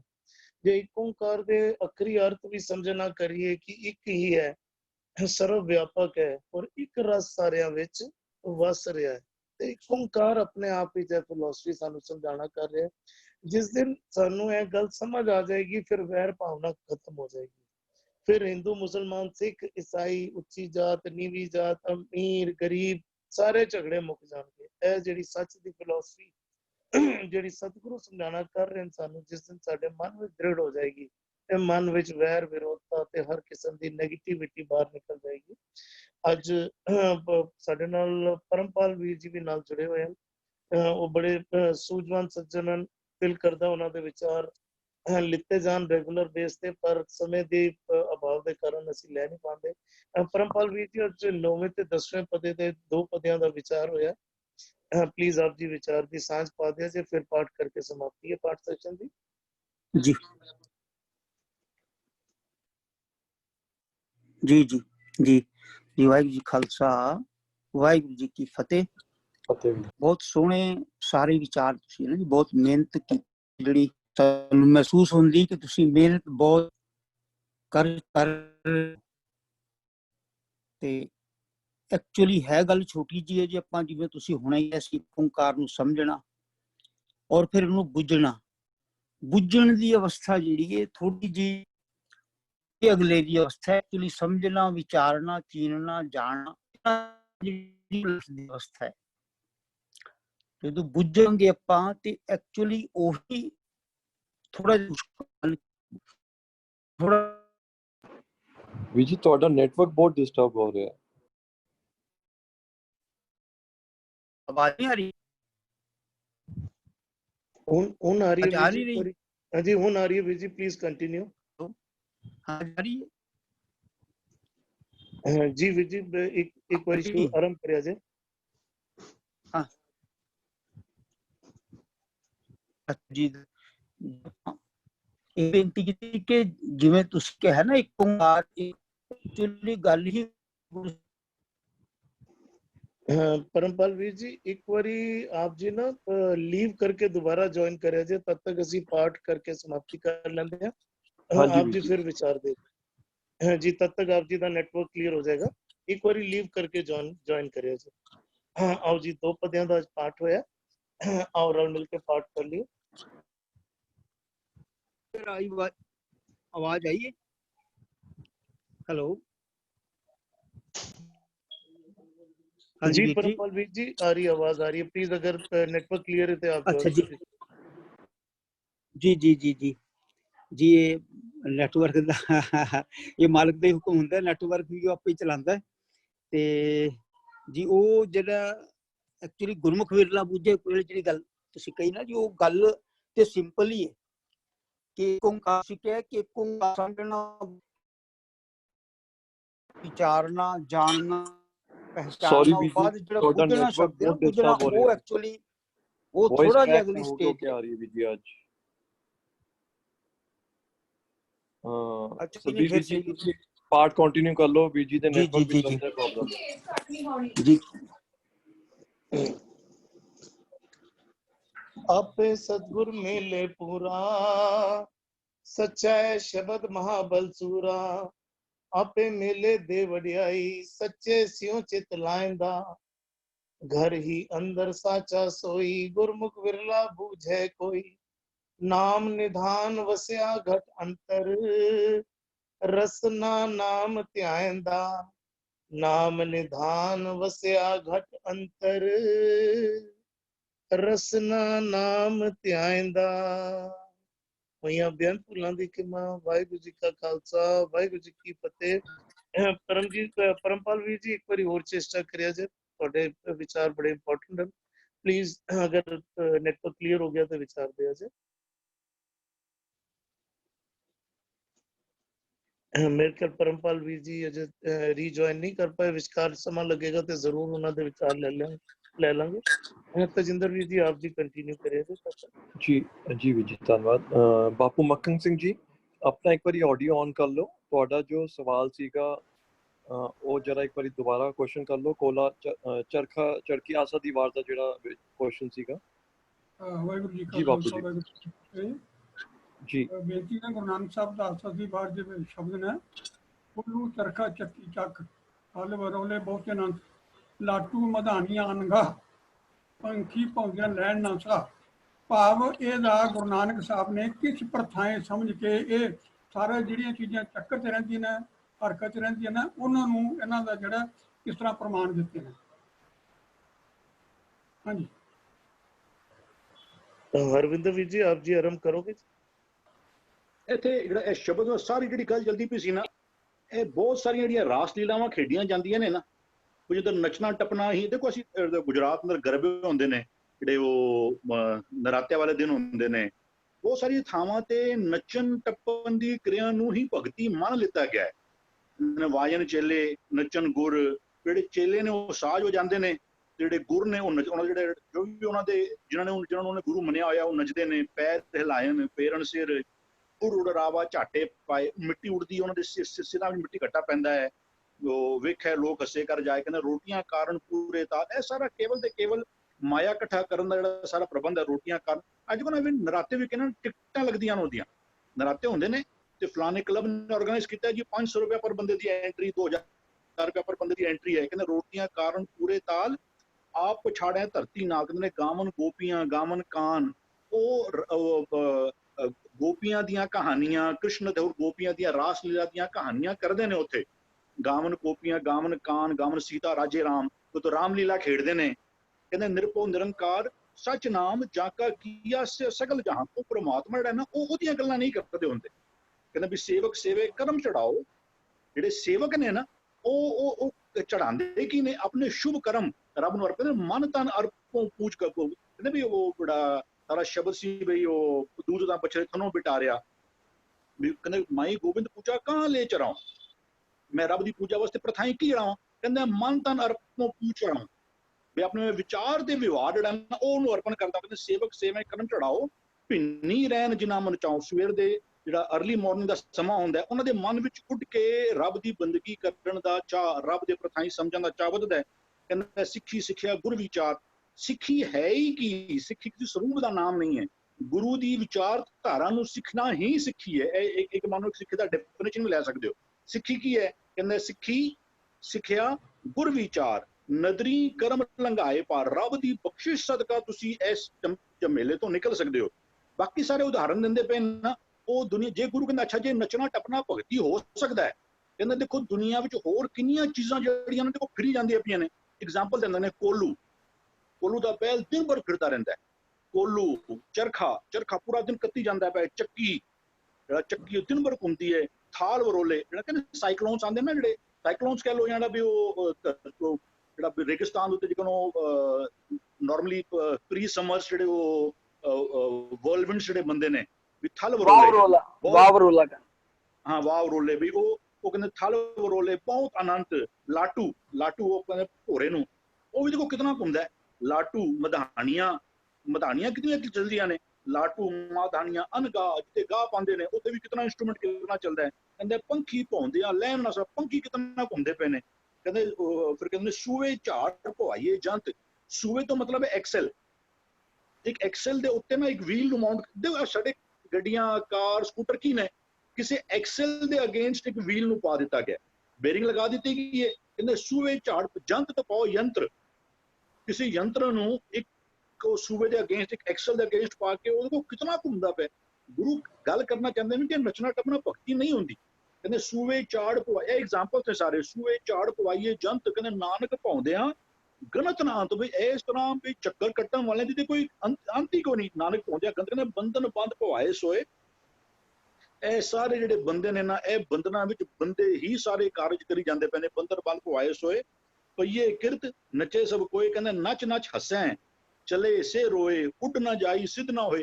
ਇਹਦੇ ਨਾਲ ਉਹਨਾਂ ਨੂੰ ਜ਼ਿੰਦਗੀ ਅੰਦਰ ਕੋਈ ਸਿੱਧੀ ਹਾਸਿਲ ਨਹੀਂ ਹੋ ਜਾਂਦੀ। ਇਹ ਨੱਚਣ ਟੱਪਣ ਦੇ ਨਾਲ ਨਾ ਉਹਨਾਂ ਦੀ ਜ਼ਿੰਦਗੀ ਅੰਦਰ ਕੋਈ ਉੱਚੀ ਆਤਮਕ ਉਡਾਰੀ, ਕੋਈ ਉੱਚੀ ਸੋਚ ਕੋਈ ਸੋਚ ਮੰਡਲ ਵਿੱਚ ਕੋਈ ਅੱਛੇ ਵਿਚਾਰ ਨਹੀਂ ਆਉਂਦੇ, ਉੱਡਣਾ ਜਾਇ ਸਿੱਧ ਨਾ ਹੋਏ। ਕਹਿੰਦੇ ਨੱਚਣ ਕੁੱਦਣ ਮਨ ਕਾ ਚਾਓ, ਨਾਨਕ ਜਿਨ ਮਨ ਭਾਓ ਤਿਨਾ ਮਨ ਭਾਓ।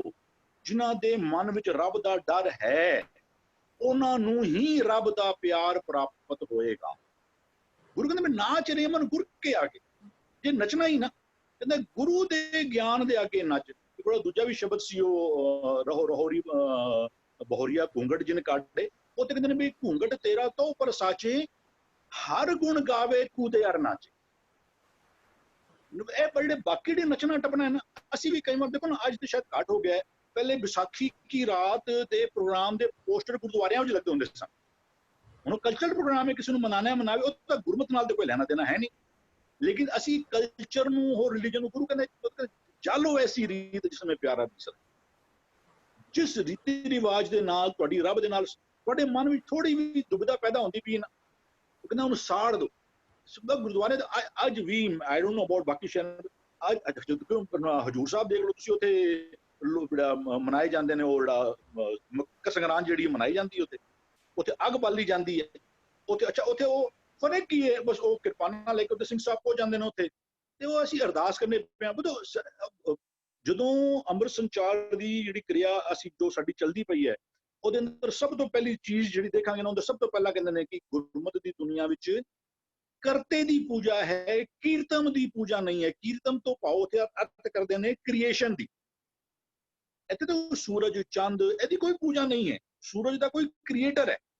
ਤਾਂ ਸੂਰਜ ਨੂੰ ਦੇਖ ਕੇ ਤੂੰ ਉਸ ਰੱਬ ਦੇ ਵੱਡਪਨ ਦਾ ਅਹਿਸਾਸ ਤੇ ਮਾਣ ਸਕਣਾ ਕਿ ਰੱਬ ਦੇਖੋ ਕਿਤਨਾ ਵੱਡਾ ਹੈ। ਰੱਬ ਨੇ ਇੱਕ ਸੂਰਜ ਚੰਦ ਕਿਤਨਾ ਬਣਾ ਦਿੱਤੇ, ਲੇਕਿਨ ਸੂਰਜ ਦੀ ਪੂਜਾ ਨਹੀਂ ਹੈ, ਅੱਗ ਦੀ ਪੂਜਾ ਨਹੀਂ ਹੈ। ਲੇਕਿਨ ਸਾਡੇ ਵਿੱਚ ਆ ਗਿਆ, ਅਸੀਂ ਕੁਛ ਉਹ ਸਾਡੇ ਗੁਰਦੁਆਰੇ ਦੇ ਬਾਹਰ ਲੋਈ ਜਲਦੀ ਪਈ ਹੈ।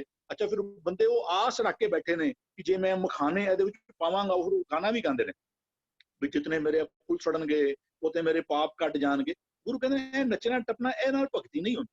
ਅੱਜ ਬਹੁਤਾਤ ਦੁਨੀਆ ਜਿਹੜੀ ਹੈ ਨਾ, ਦੁਨੀਆ ਨੂੰ ਚਾਹੀਦੀ ਮਜ਼ਾ ਐਸ਼, ਨਾਲ ਚਾਹੀਦਾ ਧਰਮ ਦਾ ਮੋੜ, ਧਰਮੀ ਵੀ ਬਣ ਗਿਆ।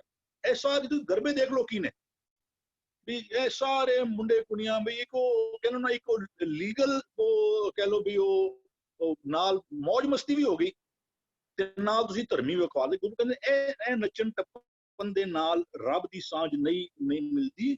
ਨਾਨਕ ਜਿਨ ਮਨ ਭਾਓ, ਜਿਨ੍ਹਾਂ ਦੇ ਮਨ ਵਿੱਚ ਰੱਬ ਦਾ ਡਰ ਹੈ ਉਹਨਾਂ ਨੂੰ ਹੀ ਸਮਝੋ ਕਿ ਰੱਬ ਦਾ ਪਿਆਰ ਹੈ। ਹਾਂਜੀ ਜੀ ਜੀ ਵੀਰ ਜੀ, ਬਿਲਕੁਲ ਨਾਚ ਰੇ ਮਨ ਗੁਰ ਕੇ ਆਗੇ।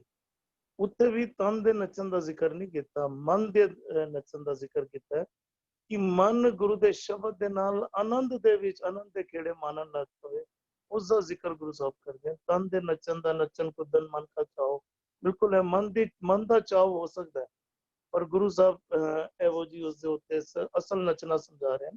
ਭੁਪਿੰਦਰ ਵੀਰ ਜੀ, ਇਸ ਸ਼ਬਦ ਬਾਰੇ ਆਪ ਜੀ ਥੋੜੇ ਜਿਹਾ ਵਿਚਾਰ ਖੋਲ ਦਿਆ ਜੇ।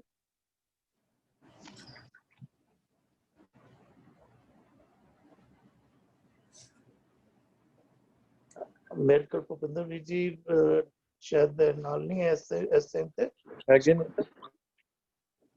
हाँ, सुखविंदर जी तब तक आप खोल दिया जे।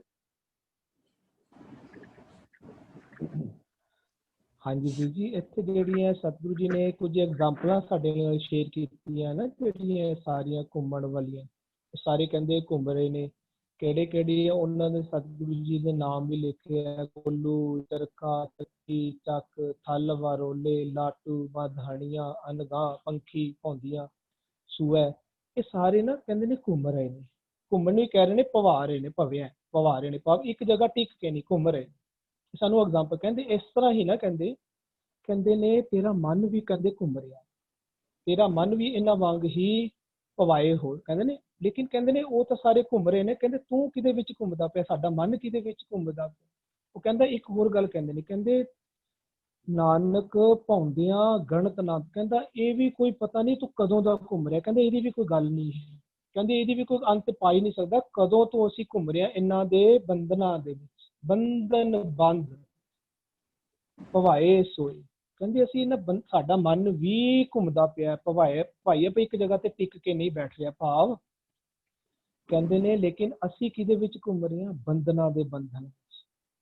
ਵਿਕਾਰਾਂ ਦੇ ਵਿੱਚ, ਦੁਰਮਤ ਵਿੱਚ, ਦੂਜਾ ਪਾਉ ਦੇ। ਅੱਛਾ, ਅੱਗੇ ਕਹਿੰਦੇ ਨੇ ਇਹ ਬੜੀ ਕੀਮਤੀ ਲਫ਼ਜ਼ ਹੈ, ਨਾਨਕ ਭਾਉਂਦਿਆਂ, ਕਹਿੰਦੇ ਕਦੋਂ ਤੋਂ, ਕਿੰਨਾ ਚਿਰ ਹੋ ਗਿਆ ਅਸੀਂ ਇਹ ਕੀ ਕਹਿੰਦੇ ਇਹਨਾਂ ਬੰਧਨਾਂ ਦੇ ਵਿੱਚ ਬੰਦੇ ਹੋਏ, ਸਾਡਾ ਮਨ ਘੁੰਮਦਾ ਜਾ ਰਿਹਾ, ਭਾਵ ਇਹਦੇ ਵਿੱਚ ਹੀ ਘੁੰਮਦਾ ਜਾ ਰਿਹਾ, ਭਵਾਏ ਜਾ ਰਿਹਾ, ਇੱਧਰ ਉੱਧਰ ਭਟਕ ਰਿਹਾ। ਕਦੋਂ ਤੋਂ? ਕਹਿੰਦੇ ਗਨੜ ਤੋਂ। ਕਹਿੰਦੇ ਪਤਾ ਹੀ ਦੱਸ ਹੀ ਨਹੀਂ ਕੋਈ ਸਕਦਾ ਕਦੋਂ ਤੋਂ।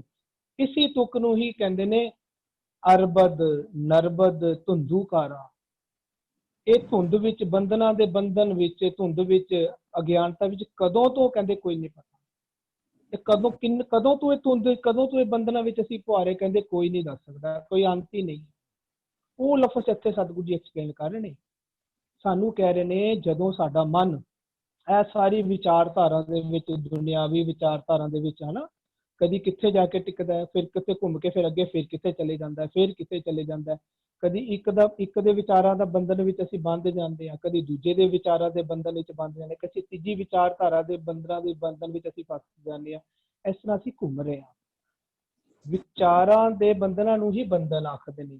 ਸਤਿਗੁਰੂ ਜੀ ਦੇ ਵੀ ਇਸ ਤਰ੍ਹਾਂ ਹੀ ਹੈ।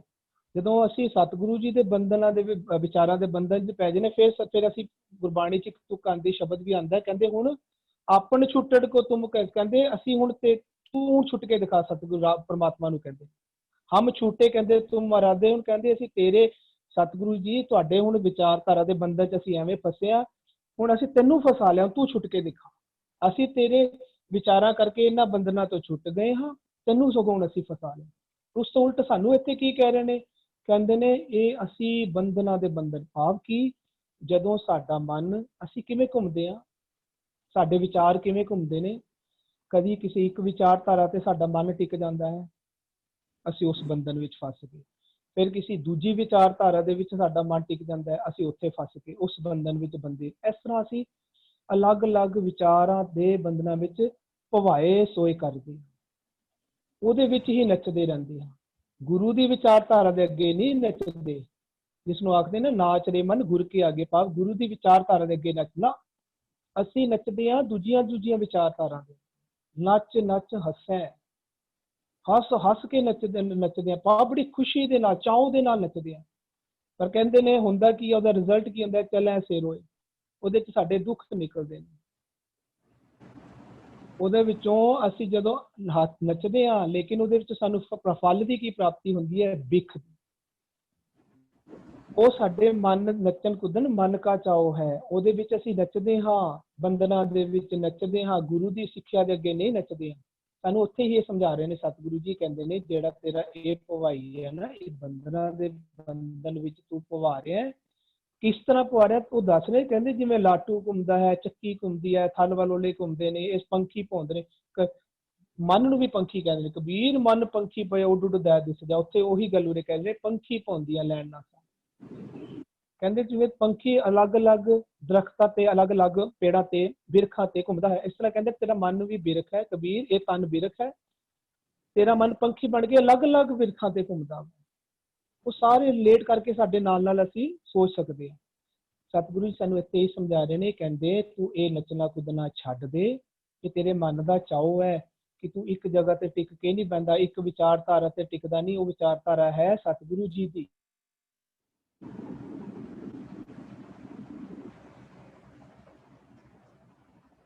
ਗੁਰੂ ਜੀ ਦੀ ਵਿਚਾਰਧਾਰਾ ਤੇ ਆਪਣਾ ਨਿਰਮਲ ਭੋਲਿਆ, ਆਪਣਾ ਪਿਆਰ ਲੈ ਕੇ ਆ। ਉਹਦੇ ਨਾਲ ਕੀ ਹੋਏਗਾ? ਤੂੰ ਟਿਕ ਜਾਏਗਾ। ਤੇਰਾ ਜਿਹੜਾ ਭਵਨਾ ਹੈ ਨਾ, ਬੰਧਨਾਂ ਵਿੱਚ ਬੰਧਨੇ, ਤੇਰੇ ਬੰਧਨ ਮੁੱਕ ਜਾਣਗੇ। ਇਹ ਜਿਹੜੇ ਕਿਰਤ ਦੇ ਨਾ, ਕੀ ਹੋਏਗਾ? ਕਹਿੰਦੇ ਨੇ ਕਿਰਤ ਕਰਮ ਕੇ ਵਿਛੜੇ ਸੀ, ਅੱਗੇ ਕੀ ਹੋਏਗਾ? ਕਰ ਕਿਰਪਾ ਮੇਲੋ ਨਾ। ਕਹਿੰਦੇ ਕੀ ਹੋਏਗਾ? 4 ਕੁੰਟ ਦਾ ਦਿਸ ਭ੍ਰਮੇ ਥੱਕ ਆਏ ਪ੍ਰਭ ਕਿਛਾ। ਤੂੰ ਸਤਿਗੁਰ ਦੀ ਸ਼ਰਨ ਵਿੱਚ ਟਿਕ ਜਾਵੇਂਗਾ। ਤੇਰਾ ਇਹ ਭਵਨਾ, ਤੇਰਾ ਇਹ ਕੀ ਕਹਿੰਦੇ ਆ ਘੁੰਮਣਾ, ਇੱਧਰ ਉੱਧਰ ਇੱਕ ਜਗ੍ਹਾ ਤੇ ਟਿਕਣਾ ਨਹੀਂ। ਤੂੰ ਟਿਕ ਜਾਵੇਂਗਾ, ਤੂੰ ਥੱਕ ਜਾਵੇਂਗਾ। ਜਿਹੜੇ ਤੇਰੇ ਕਿਰਤ ਕਰਮ ਕੇ ਤੂੰ ਵਿਛੜਿਆ ਸੀ ਨਾ, ਜਿਸ ਵਿੱਚ ਕਹਿੰਦੇ ਪਿਆ ਕਿਰਤ ਨੱਚਿਆ ਸਭ ਕੋਈ, ਕਹਿੰਦੇ ਤੂੰ ਟਿਕ ਜਾਏਗਾ। ਥੱਕ ਆਏ ਦਾ ਮਤਲਬ ਹੁੰਦਾ ਹੈ ਤੇਰਾ ਵਿਸ਼ਰਾਮ ਪ੍ਰਾਪਤ ਹੋ ਜਾਏਗਾ, ਤੈਨੂੰ ਸ਼ਾਂਤੀ ਪ੍ਰਾਪਤ ਹੋ ਜਾਏਗੀ। ਤੂੰ ਸਤਿਗੁਰੂ ਜੀ ਦੇ ਵਿਚਾਰਾਂ ਦੇ ਵਿੱਚ ਟਿਕ ਜਾਏਗਾ। ਹਾਂਜੀ ਜੀ ਸੁਖਿੰਦਰ ਵੀਰ ਜੀ, ਬਹੁਤ ਖੂਬਸੂਰਤੀ ਨਾਲ ਆਪ ਜੀ ਨੇ ਵਿਚਾਰ ਦੇਣੇ ਕੀਤੇ। ਔਰ ਇਹ ਜਿਹੜੀ ਗੱਲ ਹੈ ਨਾ, ਨੱਚਣ ਕੁੱਦਣ ਅਸੀਂ ਲੈ ਲਈਏ, ਜਾਂ ਇਸ ਤਰ੍ਹਾਂ ਦੀ ਕਈ ਹੋਰ ਰੀਤਾਂ ਸਾਨੂੰ ਆਮ ਦਿਸਣ ਲੱਗ ਪਈਆਂ ਕਈ ਥਾਵਾਂ ਤੇ। ਜਿਸ ਤਰ੍ਹਾਂ ਹਰਵਿੰਦਰ ਵੀਰ ਜੀ ਨੇ ਵੀ ਮਕਰ ਸੰਕ੍ਰਾਂਤੀ ਦੀ ਜਾਂ ਹੋਰ ਅਗਨੀ ਬਾਲਣ ਦੀ ਗੱਲ ਕੀਤੀ ਹੈ। ਜਾਂ ਅਸੀਂ ਹੋਰ ਧਿਆਨ ਦੇਈਏ ਨਾ, ਹੋਲੀ ਦੇ ਬਾਬਤ ਵੀ ਅਸੀਂ ਤੱਕੀਏ, ਗੁਰਦੁਆਰੇ ਵਿੱਚ ਕਿਸੇ ਥਾਂ ਤੇ ਹੋਲੀ ਦੇ ਰੰਗ ਅੰਦਰ ਖੇਡਣੇ ਆਰੰਭ ਕਰ ਦਿੱਤੇ ਗਏ। ਹਾਂ, ਹੁਣ ਇੱਕ ਸਾਂਝ ਮੈਂ ਹੋਰ ਆਪ ਜੀ ਨਾਲ ਗੱਲ ਕਰਨੀ ਚਾਹ ਰਿਹਾ। ਗੁਰਮਤ ਵਿਚਾਰਾਂ ਦੇ ਨਾਲ ਜਦੋਂ ਸਾਡਾ ਮਨ ਜੁੜਨਾ ਕਰਦਾ ਹੈ, ਗੁਰੂ ਦੀ ਗੱਲ ਕੁਝ ਹੋਰ ਕਹਿ ਰਹੀ ਹੁੰਦੀ ਹੈ, ਔਰ ਅਸਲ ਜ਼ਿੰਦਗੀ ਦੇ ਅੰਦਰ ਸਾਨੂੰ ਕੁਝ ਹੋਰ ਦਿਸ ਰਿਹਾ ਹੁੰਦਾ। ਗੁਰੂ ਦੀ ਗੱਲ ਸਾਨੂੰ ਸਮਝਾ ਰਹੀ ਹੈ, ਅਸੀਂ ਰੋਜ਼ਾਨਾ ਵਿਚਾਰ ਸਿੱਖ ਰਹੇ ਹਾਂ, ਸਾਰੇ ਰਲ ਮਿਲ ਕੇ ਬੈਠ ਕੇ ਗੁਰੂ ਸਾਹਿਬ ਕੋਲੋਂ ਅਸੀਂ ਵਿਚਾਰ ਲੈਣ ਦੀ ਚੇਸ਼ਟਾ ਕਰ ਰਹੇ ਹਾਂ। ਅੱਜ ਜਿਸ ਤਰ੍ਹਾਂ ਨੱਚਣ ਕੁੱਦਣ ਦਾ ਵਿਚਾਰ ਖੁੱਲਿਆ ਹੈ, ਸਮਝ ਵਿੱਚ ਆਇਆ ਕਿ ਕਿਹੜਾ ਨੱਚਣ ਕੁੱਦਣ ਦਾ ਜ਼ਿਕਰ ਗੁਰੂ ਸਾਹਿਬ ਕਰ ਰਹੇ ਹਨ, ਮਨ ਦੇ ਆਨੰਦ ਵਿੱਚ ਨੱਚਣ ਦਾ ਜ਼ਿਕਰ ਗੁਰੂ ਸਾਹਿਬ ਕਰ ਰਹੇ ਹਨ। ਇਸੇ ਤਰੀਕੇ ਦੇ ਨਾਲ ਹਰ ਗੱਲ ਸਾਡੇ ਮਨ ਦੇ ਵਿੱਚ ਖੁੱਲਦੀ ਪਈ ਹੈ। ਲੇਕਿਨ ਜਦੋਂ ਅਸੀਂ ਬਾਹਰ ਨਿਕਲਦੇ ਹਾਂ, ਸਾਨੂੰ ਗੁਰਦੁਆਰਿਆਂ ਦੇ ਵਿੱਚ ਤੇ ਹੋਰ ਸਥਾਨਾਂ ਤੇ ਕੁਝ ਹੋਰ ਨਜ਼ਰ ਆ ਰਿਹਾ ਹੁੰਦਾ ਹੈ। ਤੇ ਮੈਂ ਇੱਕ ਬੇਨਤੀ ਨਾਲ ਕਰਨਾ ਚਾਹੁੰਦਾ, ਸਾਰਿਆਂ ਦੇ ਚਰਨਾਂ ਵਿੱਚ ਬੇਨਤੀ ਕਰਨਾ ਚਾਹ ਰਿਹਾ ਕਿ ਇਸ ਗੱਲ ਨੂੰ ਸਹਾਰਨਾ ਵੀ ਬੜਾ ਔਖਾ ਹੋ ਜਾਂਦਾ। ਜਿਹੜੇ ਸੱਚ ਤੇ ਅਸੀਂ ਅਕਸਰ ਇਹ ਗੱਲਾਂ ਨੂੰ ਜਾਣ ਕੇ ਅਸੀਂ ਛੋਟੇ ਮੋਟੇ ਝਗੜਿਆਂ ਵਿੱਚ ਪੈ ਜਾਂਦੇ ਹਾਂ, ਜਿਹੜੀ ਗੱਲ ਨਿੱਕੇ ਤੋਂ ਆਰੰਭ ਹੁੰਦੀਆਂ ਤੇ ਬਹੁਤ ਵੱਡੇ ਤੱਕ ਵੱਧ ਜਾਂਦੀਆਂ। ਤੇ ਇਹ ਗੁਰੂ ਦੇ ਗਿਆਨ ਨੂੰ ਸਹਾਰਨ ਦੀ ਵੀ ਲੋੜ ਹੈ। ਜਿਹੜੀ ਸੱਚ ਦਾ ਗਿਆਨ ਅੰਦਰ ਵਸਦਾ ਹੈ ਨਾ, ਇਹਨੂੰ ਮਨ ਵਿੱਚ ਵਸਾ ਕੇ ਜੀਵਨ ਬਤੀਤ ਕਰਨਾ, ਕਈ ਵਾਰੀ ਅੱਖਾਂ ਮੀਟਣੀਆਂ ਪੈਂਦੀਆਂ, ਕਈ ਵਾਰੀ ਅੱਖਾਂ ਖੋਲ ਕੇ ਬੋਲਣਾ ਪੈਂਦਾ ਹੈ। ਉਹ ਜਿਹੜਾ ਜੀਵਨ ਹੈ ਨਾ, ਕਈ ਵਾਰੀ ਬੜਾ ਔਖਾ ਹੋ ਜਾਂਦਾ ਜੀਵਨ ਜੀਣਾ, ਕਿਉਂਕਿ ਅਕਸਰ ਅਸੀਂ ਇਕੱਲੇ ਮਹਿਸੂਸ ਕਰਦੇ ਹਾਂ। ਅਸੀਂ ਇੰਝ ਮਹਿਸੂਸ ਹੁੰਦਾ ਕਿ ਅਸੀਂ ਇਕੱਲੇ ਹੀ ਹਾਂ, ਅਸੀਂ ਇਕੱਲੇ ਖੜੇ ਹਾਂ, ਬਾਕੀ ਸਾਰੇ ਜਿਹੜੇ ਹਨ ਇਨ ਕੱਚੀ ਰੀਤਾਂ ਦੇ ਵਿੱਚ ਜੁੜੇ ਬੈਠੇ ਹਨ। ਤੇ ਇਸ ਚੀਜ਼ ਨੂੰ ਸੰਭਾਲਣ ਦੀ ਵੀ ਲੋੜ ਹੈ। ਤੇ ਜੀ ਭੁਪਿੰਦਰ ਵੀਰ ਜੀ, ਵੀਰ ਜੀ, ਮੈਂ ਸੁਖਿੰਦਰ ਵੀਰ ਜੀ ਕੋਲੋਂ ਇਸ ਰਿਗਾਰਡਿੰਗ ਇੱਕ ਕੁਐਸਚਨ ਪੁੱਛਣਾ ਚਾਹੁੰਦਾ ਵਾਂ। ਸੁਖਿੰਦਰ ਵੀਰ ਜੀ ਨੇ ਹੁਣੇ ਜਿਹੜੀ ਤੁਕ ਰਿਲੇਟ ਕੀਤੀ ਹੈ, ਮਨ ਦੀ ਗੱਲ ਜਿਹੜੀ ਕੀਤੀ ਹੈ ਕਿ ਮਨ ਪਤਾ ਨਹੀਂ ਕਿੰਨੇ ਟਾਈਮ ਤੋਂ ਮਤਲਬ ਇਸ ਚੱਕਰਾਂ 'ਚ ਪਿਆ ਹੋਇਆ ਸੀਗਾ। ਅਰਬਤ ਨਰਬਤ ਧੰਦੂ ਤਾਰਾ ਵੀ ਉਹਨਾਂ ਨੇ ਇਸ ਨਾਲ ਮਿਲਾਇਆ ਹੈ। ਪਰ ਵੀਰ ਜੀ, ਆਪ ਜੀ ਨੇ ਤੇ ਕੁਝ ਟਾਈਮ ਪਹਿਲੇ ਵੀ ਜ਼ਿਕਰ ਕੀਤਾ ਸੀ ਕਿ ਮਨ ਦਾ ਜਿਹੜਾ ਪੈਦਾ ਹੁੰਦਾ ਉਹ ਪੰਜ ਤੱਤਾਂ ਦੇ, ਜਦੋਂ ਅਸੀਂ ਸਰੀਰ ਜੰਮਦਾ ਹੈ ਤਾਂ ਹੀ ਮਨ ਨਾਲ ਪੈਦਾ ਹੁੰਦਾ ਹੈ। ਮਨ ਦੇ ਵਿਚਾਰ ਤੇ ਮਤਲਬ ਮਨ ਤੇ ਸਰੀਰ ਦੇ ਨਾਲ ਹੀ ਪੈਦਾ ਹੋਇਆ ਨਾ ਜੀ, ਫਿਰ ਉਹ ਅਰਬਤ ਨਰਬਤ ਵਾਲੀ ਗੱਲ ਕਿੰਜ ਨਾਲ ਇਹਦੇ ਟੁਕੇਗੀ? ਵੀਰ ਜੀ, ਉੱਥੇ ਧੁੰਦ ਦੀ ਗੱਲ ਚੱਲ ਰਹੀ ਹੈ। ਧੁੰਦ ਦੇ ਵਿੱਚ ਕਹਿੰਦੇ ਨੇ ਜਿਹੜੀ ਇਹਦੀ ਕਾਰ ਹੈ ਨਾ, ਧੁੰਦ ਵਾਲੀ ਕਾਰ 'ਚ ਕਹਿੰਦੇ ਪਤਾ ਨਹੀਂ ਕਦੋਂ ਤੋਂ ਪਿਆ ਹੋਇਆ ਹੈ। ਉੱਥੇ ਲਫ਼ਜ਼ ਆ ਰਿਹਾ ਧੁੰਦੂ ਕਾਰਾ। ਧੁੰਦ ਵਾਲੀ ਕਾਰ ਦੇ ਵਿੱਚ ਇਹ ਭਾਵ ਬੇਅੰਤ ਸਮੇਂ ਤੋਂ ਪਿਆ ਹੋਇਆ। ਸਮਾਂ ਦੱਸ ਹੀ ਨਹੀਂ ਸਕਦੇ ਕਦੋਂ ਤੋਂ। ਅਸੀਂ ਅਗਰ ਦੱਸ ਸਕਦੇ ਆਪਾਂ ਕਿ ਅਸੀਂ ਕਦੋਂ ਤੋਂ ਮਨਮਤ ਵਿੱਚ ਜੀਂਦੇ ਆ ਤੇ ਕਦੋਂ ਤੋਂ ਗੁਰਮਤ ਵਿੱਚ ਜੀ ਰਹੇ ਹਾਂ, ਕਿ ਅਸੀਂ ਇਹ ਪਲ ਦੱਸ ਸਕਦੇ ਵੀ ਨਹੀਂ। ਅਸੀਂ ਵੀ ਮੇਰਾ ਅਗਰ 50 ਸਾਲ ਪਹਿਲਾਂ ਜਨਮ ਹੋਇਆ, ਹਾਂ ਮੈਂ 48 ਸਾਲ ਤੋਂ ਜਾਂ 40 ਸਾਲ ਤੋਂ ਮੈਂ ਮਨਮਤ ਵਿੱਚ ਜੀ ਰਿਹਾ, ਜਾਂ ਮੈਂ 30 ਸਾਲ ਤੋਂ ਗੁਰਮਤ ਵਿੱਚ ਜੀ ਰਿਹਾ। ਇਸ ਤਰ੍ਹਾਂ ਦੇ ਸਾਨੂੰ ਇਸ ਤਰ੍ਹਾਂ ਸਮਝਾਉਣ ਲਈ ਅਸੀਂ ਕੋਈ ਨਹੀਂ ਦੱਸ ਸਕਦੇ ਕਿ ਸਾਡੇ ਅੰਦਰ ਜਿਹੜੇ ਅਸੀਂ ਮਨ ਦੇ ਮਤ ਦੇ ਵਿੱਚ ਜੀ ਰਹੇ ਹਾਂ, ਕੋਈ ਨਹੀਂ ਦੱਸ ਸਕਦਾ ਕਿ ਅਸੀਂ ਕਦੋਂ ਤੋਂ ਜੀ ਰਹੇ ਹਾਂ। ਤਾਂ ਕੋਈ ਇਹ ਵੀ ਨਹੀਂ ਦੱਸ ਸਕਦਾ ਕਿ ਅਸੀਂ ਕਦੋਂ ਤੋਂ, ਸਾਨੂੰ ਪਤਾ ਹੀ ਨਹੀਂ ਲੱਗਦਾ ਸਾਡੇ ਅੰਦਰਲੇ ਚੇਂਜਿਸ ਕਦੋਂ ਹੁੰਦੀ ਆ। ਉਹ ਵੇਲਾ ਵੀ ਕੋਈ ਨਹੀਂ ਦੱਸ ਸਕਦਾ ਜਦੋਂ ਸਾਡੇ ਅੰਦਰ ਆਕਾਰ ਸਜਦਾ ਹੈ ਹੁਕਮ ਦੇ ਵਿੱਚ। ਔਰ ਕੋਈ ਇਹ ਵੀ ਨਹੀਂ ਦੱਸ ਸਕਦਾ ਕਿ ਕਦੋਂ ਸਾਡੇ ਅੰਦਰਲਾ ਆਕਾਰ ਮਨ ਮਤ ਵਿੱਚ ਸਿਰਜਦਾ ਹੈ, ਕੋਈ ਇਹ ਵੀ ਨਹੀਂ ਦੱਸ ਸਕਦਾ। ਗੁਰਬਾਣੀ ਵਿੱਚ ਪਰ ਵੀਰ ਜੀ, ਗੁਰਮਤ ਦਾ ਸਿਧਾਂਤ ਤੇ ਨਾ ਪਿਛਲੇ ਜਨਮ ਨੂੰ ਮੰਨਦਾ ਨਾ ਅਗਲੇ ਜਨਮ ਨੂੰ ਮੰਨਦਾ, ਤੇ ਇਹ ਜਿਹੜਾ ਜਨਮ ਹੋਇਆ ਇਹਦਾ ਤੇ ਸਾਡੇ ਕੋਲ ਪ੍ਰਮਾਣਿਕ ਤੱਥ ਹੈਗਾ ਹੀ ਹੈ ਵੀ ਅਸੀਂ ਕਦੋਂ ਪੈਦਾ ਹੋਏ ਜਾਂ ਕਦੋਂ ਜੰਮੇ। ਫਿਰ ਅਰਬਤ ਨਰਬਤ ਵਾਲੀ ਗੱਲ ਕਿਵੇਂ ਟੁਕ ਸਕਦੀ ਹੈ? ਵੀਰ ਜੀ, ਉੱਥੇ ਉਹ ਬਾਹਰਲੇ ਵਾਲੇ ਸਾਲਾਂ ਦੀ ਗੱਲ ਨਹੀਂ ਚੱਲ ਰਹੀ ਹੈ। ਉੱਥੇ ਮਨ ਦੇ ਧੁੰਦਲੇ ਵਿਚਾਰਾਂ ਕਰਕੇ ਜੋ ਮਨ ਕਾਰ ਕਰਦਾ ਹੈ, ਉਸ ਦੀ ਗੱਲ ਚੱਲ ਰਹੀ ਹੈ। ਜੋ ਮਨ ਦੀ ਧੁੰਦਲੇ ਵਿਚਾਰਾਂ ਭਾਵ ਅਗਿਆਨਤਾ, ਜਿਸ ਨੂੰ ਇੱਥੇ ਸਤਿਗੁਰੂ ਬੰਧਨ ਵੀ ਆਖ ਰਹੇ ਨੇ, ਬੰਧਨਾਂ ਵਿੱਚ ਫਸ ਕੇ ਮਨ ਜੋ ਕਾਰ ਕਰਦਾ ਪਿਆ, ਕਹਿੰਦੇ ਪਤਾ ਨਹੀਂ ਕਦੋਂ ਤੋਂ ਕਰ, ਕੋਈ ਦੱਸ ਨਹੀਂ ਸਕਦਾ। ਧੁੰਦ ਵਿੱਚ ਬੰਧਨਾਂ ਨੂੰ ਧੁੰਦ ਆਖਦੇ ਨੇ, ਅਵਗੁਣਾਂ ਨੂੰ ਧੁੰਦ ਆਖਦੇ ਨੇ, ਮਨ ਮਤ ਨੂੰ, ਦੁਰਮਤ ਨੂੰ, ਦੂਜੇ ਭਾਵ ਨੂੰ ਧੁੰਦ ਆਖਦੇ ਨੇ। ਉਸ ਧੁੰਦ ਦੇ ਵਿੱਚ ਫਸ ਕੇ ਮਨ ਕਦੋਂ ਤੋਂ ਇਹ ਕਾਰ ਕਰ ਰਿਹਾ, ਧੁੰਦਲੀ ਕਾਰ ਕਰ ਰਿਹਾ, ਕਹਿੰਦੇ ਕੋਈ ਨਹੀਂ ਦੱਸ ਸਕਦਾ। ਉਹ ਸਾਨੂੰ ਸਮਝਾਉਣ ਵਾਸਤੇ ਸਤਿਗੁਰੂ ਜੀ ਨੇ ਲਫ਼ਜ਼ ਇੱਥੇ ਵੀ ਜਿਹੜਾ ਸਾਨੂੰ ਕਹਿ ਰਹੇ ਨੇ ਨਾ ਵੀ ਮਨ ਸਾਡਾ ਬੰਧਨਾਂ ਦੇ ਬੰਦ ਵਿੱਚ ਕਹਿੰਦੇ ਭਵਾਏ ਸੋਏ ਫਿਰਦਾ ਪਿਆ, ਕਹਿੰਦੇ ਕਦੋਂ ਤੋਂ, ਕਹਿੰਦੇ ਪਤਾ ਨਹੀਂ, ਅਣਗਿਣਤ ਨਾਲ ਪਾਉਂਦੇ ਆ। ਕਹਿੰਦੇ ਕਿੰਨਾ ਟਾਈਮ ਹੋ ਗਿਆ, ਕਹਿੰਦੇ ਨਹੀਂ ਬਿਲਕੁਲ ਨਹੀਂ ਦੱਸ ਸਕਦੇ। ਕਹਿੰਦੇ ਸਾਨੂੰ ਪਤਾ ਹੀ ਨਹੀਂ ਇਹਦਾ ਅੰਤ ਵੀ ਕਦੋਂ ਤੋਂ ਇਹ ਮਨ ਪਾਉਂਦਾ ਪਿਆ ਰਿਹਾ। ਲੇਕਿਨ ਸਤਿਗੁਰੂ ਜੀ ਇੱਥੇ ਸਾਨੂੰ ਇਹ ਨਹੀਂ ਸਮਝਾ ਰਹੇ ਕਿ ਕੋਈ ਦੱਸ ਵੀ ਨਹੀਂ ਸਕਦਾ, ਇਹ ਵੀ ਨਹੀਂ ਦੱਸ ਸਕਦਾ ਕਿ ਅਸੀਂ ਕਦੋਂ ਤੋਂ ਦੁਰਮਤ ਵਿੱਚ ਫਸੇ ਹਾਂ, ਤੇ ਇਹ ਵੀ ਨਹੀਂ ਕੋਈ ਦੱਸ ਸਕਦਾ ਕਿ ਆਹ ਤਰੀਕ ਤੋਂ ਮੈਨੂੰ ਗੁਰਮਤ ਪ੍ਰਾਪਤੀ ਹੋਈ ਸੀ ਤੇ ਮੈਂ ਸੱਚ ਵਿੱਚ ਜੁੜ ਗਿਆ ਸੀ। ਜਿਨ੍ਹਾਂ ਨੇ ਦੱਸਿਆ ਉਹਨਾਂ ਨੇ ਇੱਕ ਇਹ ਵੀ ਦੱਸ ਦਿੱਤਾ ਕਿ ਇਸ ਦਰਖਤ ਦੇ ਥੱਲੇ ਫਲਾਣੇ ਨੂੰ ਸੱਚ ਦੀ ਪ੍ਰਾਪਤੀ ਹੋ। ਅੱਜ ਦੁਨੀਆ ਉਸ ਦਰਖਤ ਦੇ ਥੱਲੇ ਜਾ ਕੇ ਸੱਚ ਨੂੰ ਲੱਭਦੀ ਪਈ ਹੈ। ਕਈਆਂ ਨੇ ਇਹ ਵੀ ਸਾਨੂੰ ਦੱਸ ਦਿੱਤਾ ਕਿ ਇਸ ਦਿਨ ਗੁਰੂ ਨਾਨਕ ਨੂੰ ਇਹ ਨਦੀ ਦੇ ਵਿੱਚ ਜਿਸ ਦਿਨ ਉਹਨਾਂ ਨੇ ਚੁੱਭੀ ਮਾਰੀ, ਇਸ ਦਿਨ ਉਹਨਾਂ ਨੂੰ ਅੰਦਰ ਚੁੱਭੀ ਵਿੱਚ ਗਏ, ਉਹ ਰੱਬ ਦੇ ਦਰ ਤੇ ਪਹੁੰਚੇ ਤੇ ਉੱਥੇ ਸੱਚ ਦੀ ਪ੍ਰਾਪਤੀ। ਉਹਨਾਂ ਨੇ ਦਿਨ ਵੀ ਦੱਸ ਦਿੱਤਾ ਕਿ ਗੁਰੂ ਨਾਨਕ ਨੂੰ ਵੇਈ ਨਦੀ ਦੇ ਵਿੱਚ ਜਾ ਕੇ ਜਿਸ ਦਿਨ ਉਹ ਵੇਈ ਨਦੀ ਚ ਵੜੇ ਸੀ ਉਸ ਦਿਨ ਉਹਨਾਂ ਨੂੰ ਗੁਰਮਤਿ ਦੀ ਪ੍ਰਾਪਤੀ ਹੋਈ। ਇਹ ਨਹੀਂ ਕੋਈ ਦੱਸ ਸਕਦਾ, ਇਹ ਨਹੀਂ ਕੋਈ ਦੱਸ ਸਕਦਾ ਵੀ ਕਿਸ ਦਿਨ ਤੋਂ ਅਸੀਂ ਮਨਮਤ ਵਿੱਚ ਫਸੇ ਹੋਏ ਹਾਂ ਤੇ ਕਿਸ ਦਿਨ ਤੋਂ ਸਾਨੂੰ ਸੱਚ ਦੀ ਪ੍ਰਾਪਤੀ ਹੋਈ ਹੈ, ਇਹ ਕੋਈ ਨਹੀਂ ਦੱਸ ਸਕਦਾ।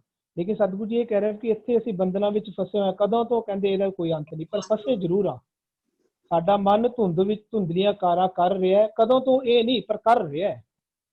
ਇਹ ਅਸੀਂ ਮੰਨੀਏ ਵੀ ਅਸੀਂ ਧੁੰਦਲੀਏ ਦੁਰਮਤ ਵਿੱਚ ਮਨਮਤ ਵਿੱਚ ਵਿਕਾਰਾਂ ਤੇ ਜੀਵਨ ਬਤੀਤ ਕਰ ਰਹੇ ਹਾਂ। ਕਦੋਂ ਤੋਂ? ਇਹਦੇ ਵੱਲ ਪਾਸੇ ਨਾ ਜਾਈਏ, ਬਸ ਇਹ ਮੰਨ ਲਈਏ ਕਿ ਅਸੀਂ ਅਵਗੁਣੀ ਭਰਪੂਰ ਸਰੀਰ ਹੈ, ਅਵਗੁਣਾ ਵਿੱਚ ਅਸੀਂ ਜੀ ਰਹੇ ਹਾਂ, ਇਹ ਮੰਨ ਲਈਏ। ਇਹ ਕਦੋਂ ਤੋਂ ਇੱਧਰ ਵਾਲੇ ਪਾਸੇ ਅਸੀਂ ਨਾ ਜਾਣ ਦੀ ਕੋਸ਼ਿਸ਼। ਹਾਂਜੀ ਜੀ ਭੁਪਿੰਦਰ ਜੀ ਸੁਖਿੰਦਰ ਜੀ ਜਿਸ ਪੱਖੋਂ ਕੁਐਸਚਨ ਕਰ ਰਹੇ ਨੇ ਨਾ, ਉਹਨਾਂ ਨੂੰ ਇਹ ਭੁਲੇਖਾ ਪੈ ਰਿਹਾ ਹੈ ਕਿ ਤੁਸੀਂ ਜਦੋਂ ਕਿਹਾ ਕਿ ਵੀ ਇਹ ਮਨ ਜਦੋਂ ਸਰੀਰ ਹੋਇਆ ਤਾਂ ਮਨ ਜੰਮਿਆ, ਤਾਂ ਉਹ ਤੁਹਾਨੂੰ ਇਹ ਪੁੱਛ ਰਹੇ ਨੇ ਵੀ ਪਿਛਲੇ ਜਨਮ ਵਿੱਚ ਤੇ ਨਹੀਂ ਸੀ ਨਾ।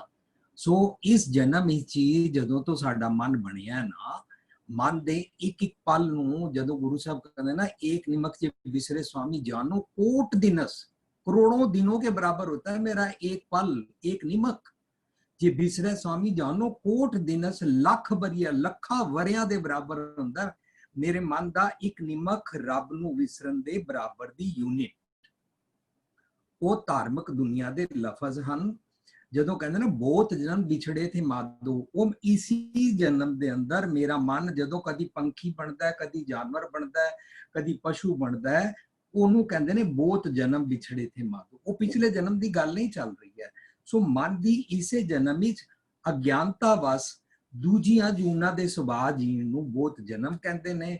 ਔਰ ਉਹੀ ਧੁੰਦੂਕਾਰ ਦੀ ਅਵਸਥਾ ਹੈ ਕਿ ਮਨ ਕਰੋੜਾਂ ਸਾਲਾਂ ਅਣਗਿਣਤ ਸਮਾਂ, ਉਹੀ ਜਿਹੜਾ ਮਨ ਦਾ ਹਨੇਰੇ ਵਾਲਾ ਗਿਆਨਤਾ ਵਾਲਾ ਸਮਾਂ ਹੈ ਨਾ, ਅਣਗਿਣਤ ਸਮੇਂ ਧੁੰਦੂਕਾਰ ਵਿੱਚ ਰਹਿੰਦਾ ਹੈ।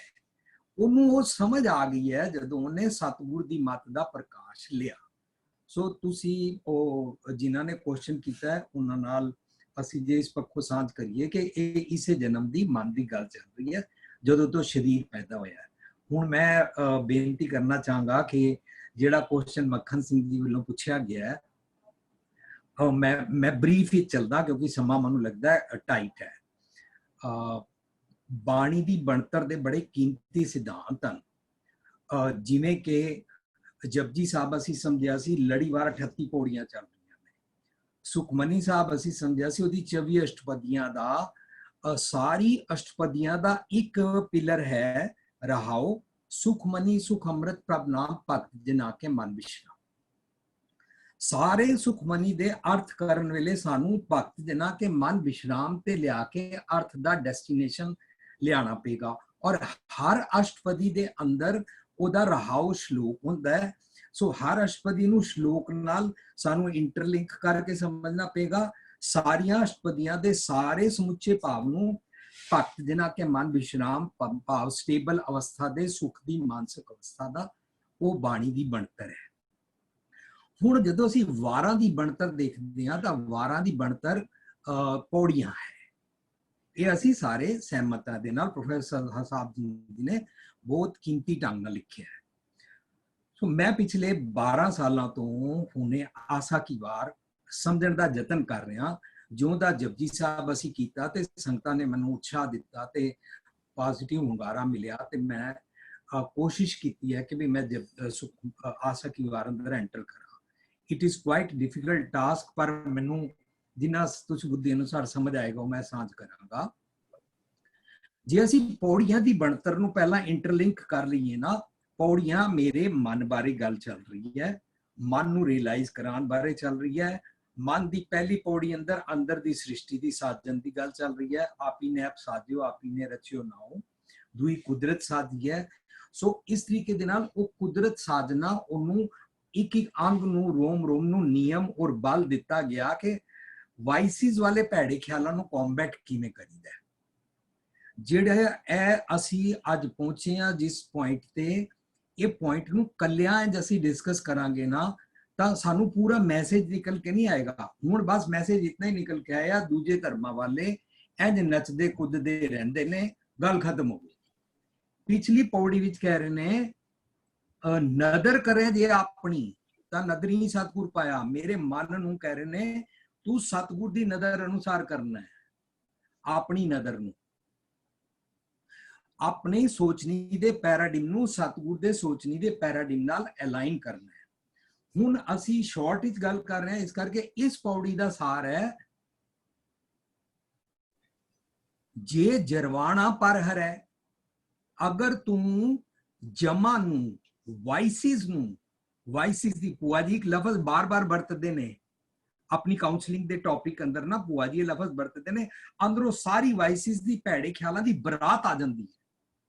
वो जम जिन्हों कहते ना पाप की जंज लै काबल होता आया, वो पूरी वाइसिस दे जम नू जे तू इग्नोर करेगा ना, अखों ओले करेगा तो एस्केपिज्म होएगा। जे जरवाना पर हरे जार वेस करेंदी आई है, वो होर वेस तार के तेरे ते अटैक करेगा। तेनू हुण इसका पिछला श्लोक पढ़ो।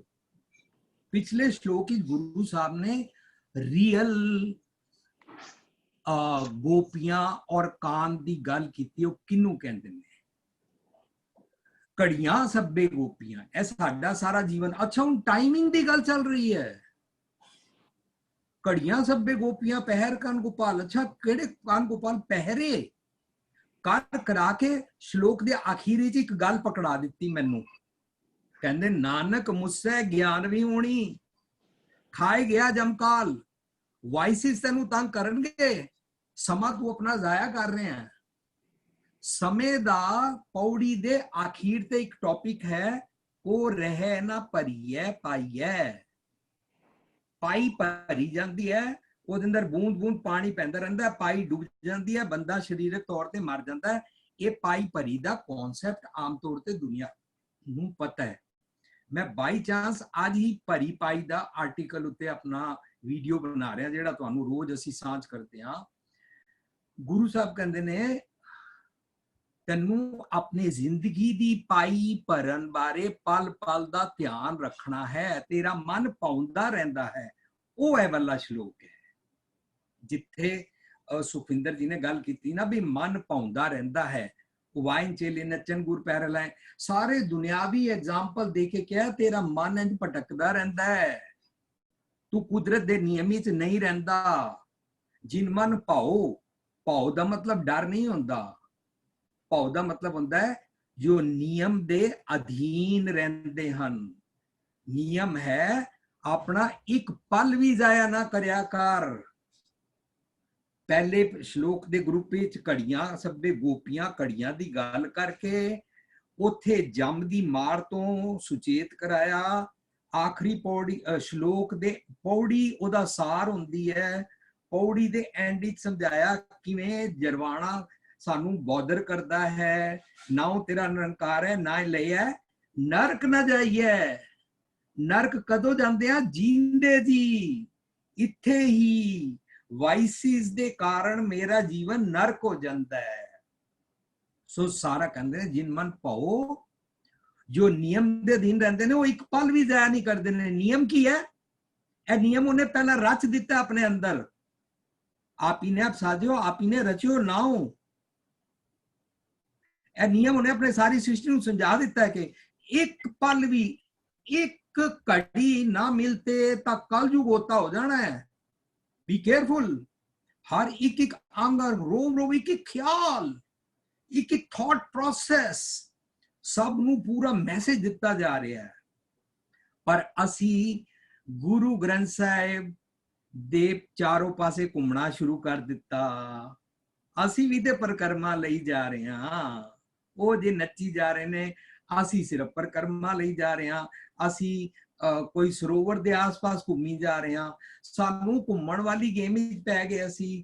ਅਲਟੀਮੇਟਲੀ ਤੇ ਅਸੀਂ ਸਮਝਣਾ ਸੀ ਮੇਰਾ ਮਨ ਪਰਕਰਮਾ ਕਰੇ, ਸਤਿਗੁਰ ਦੇ ਆਸ-ਪਾਸ ਹੀ ਰਵੇ, ਹਮੇਸ਼ਾ ਸਤਿਗੁਰ ਦੇ ਇਰਦ ਗਿਰਦ ਹੀ ਰਹਿਣਾ, ਸਤਿਗੁਰ ਦੀ ਸੋਚ ਦੇ ਧੁਨ ਮੈਂ ਧਿਆਨ ਨੂੰ ਪਰਕਰਮਾ ਕਹਿੰਦੇ ਨੇ, ਮਨ ਦੀ ਕਰਨਾ।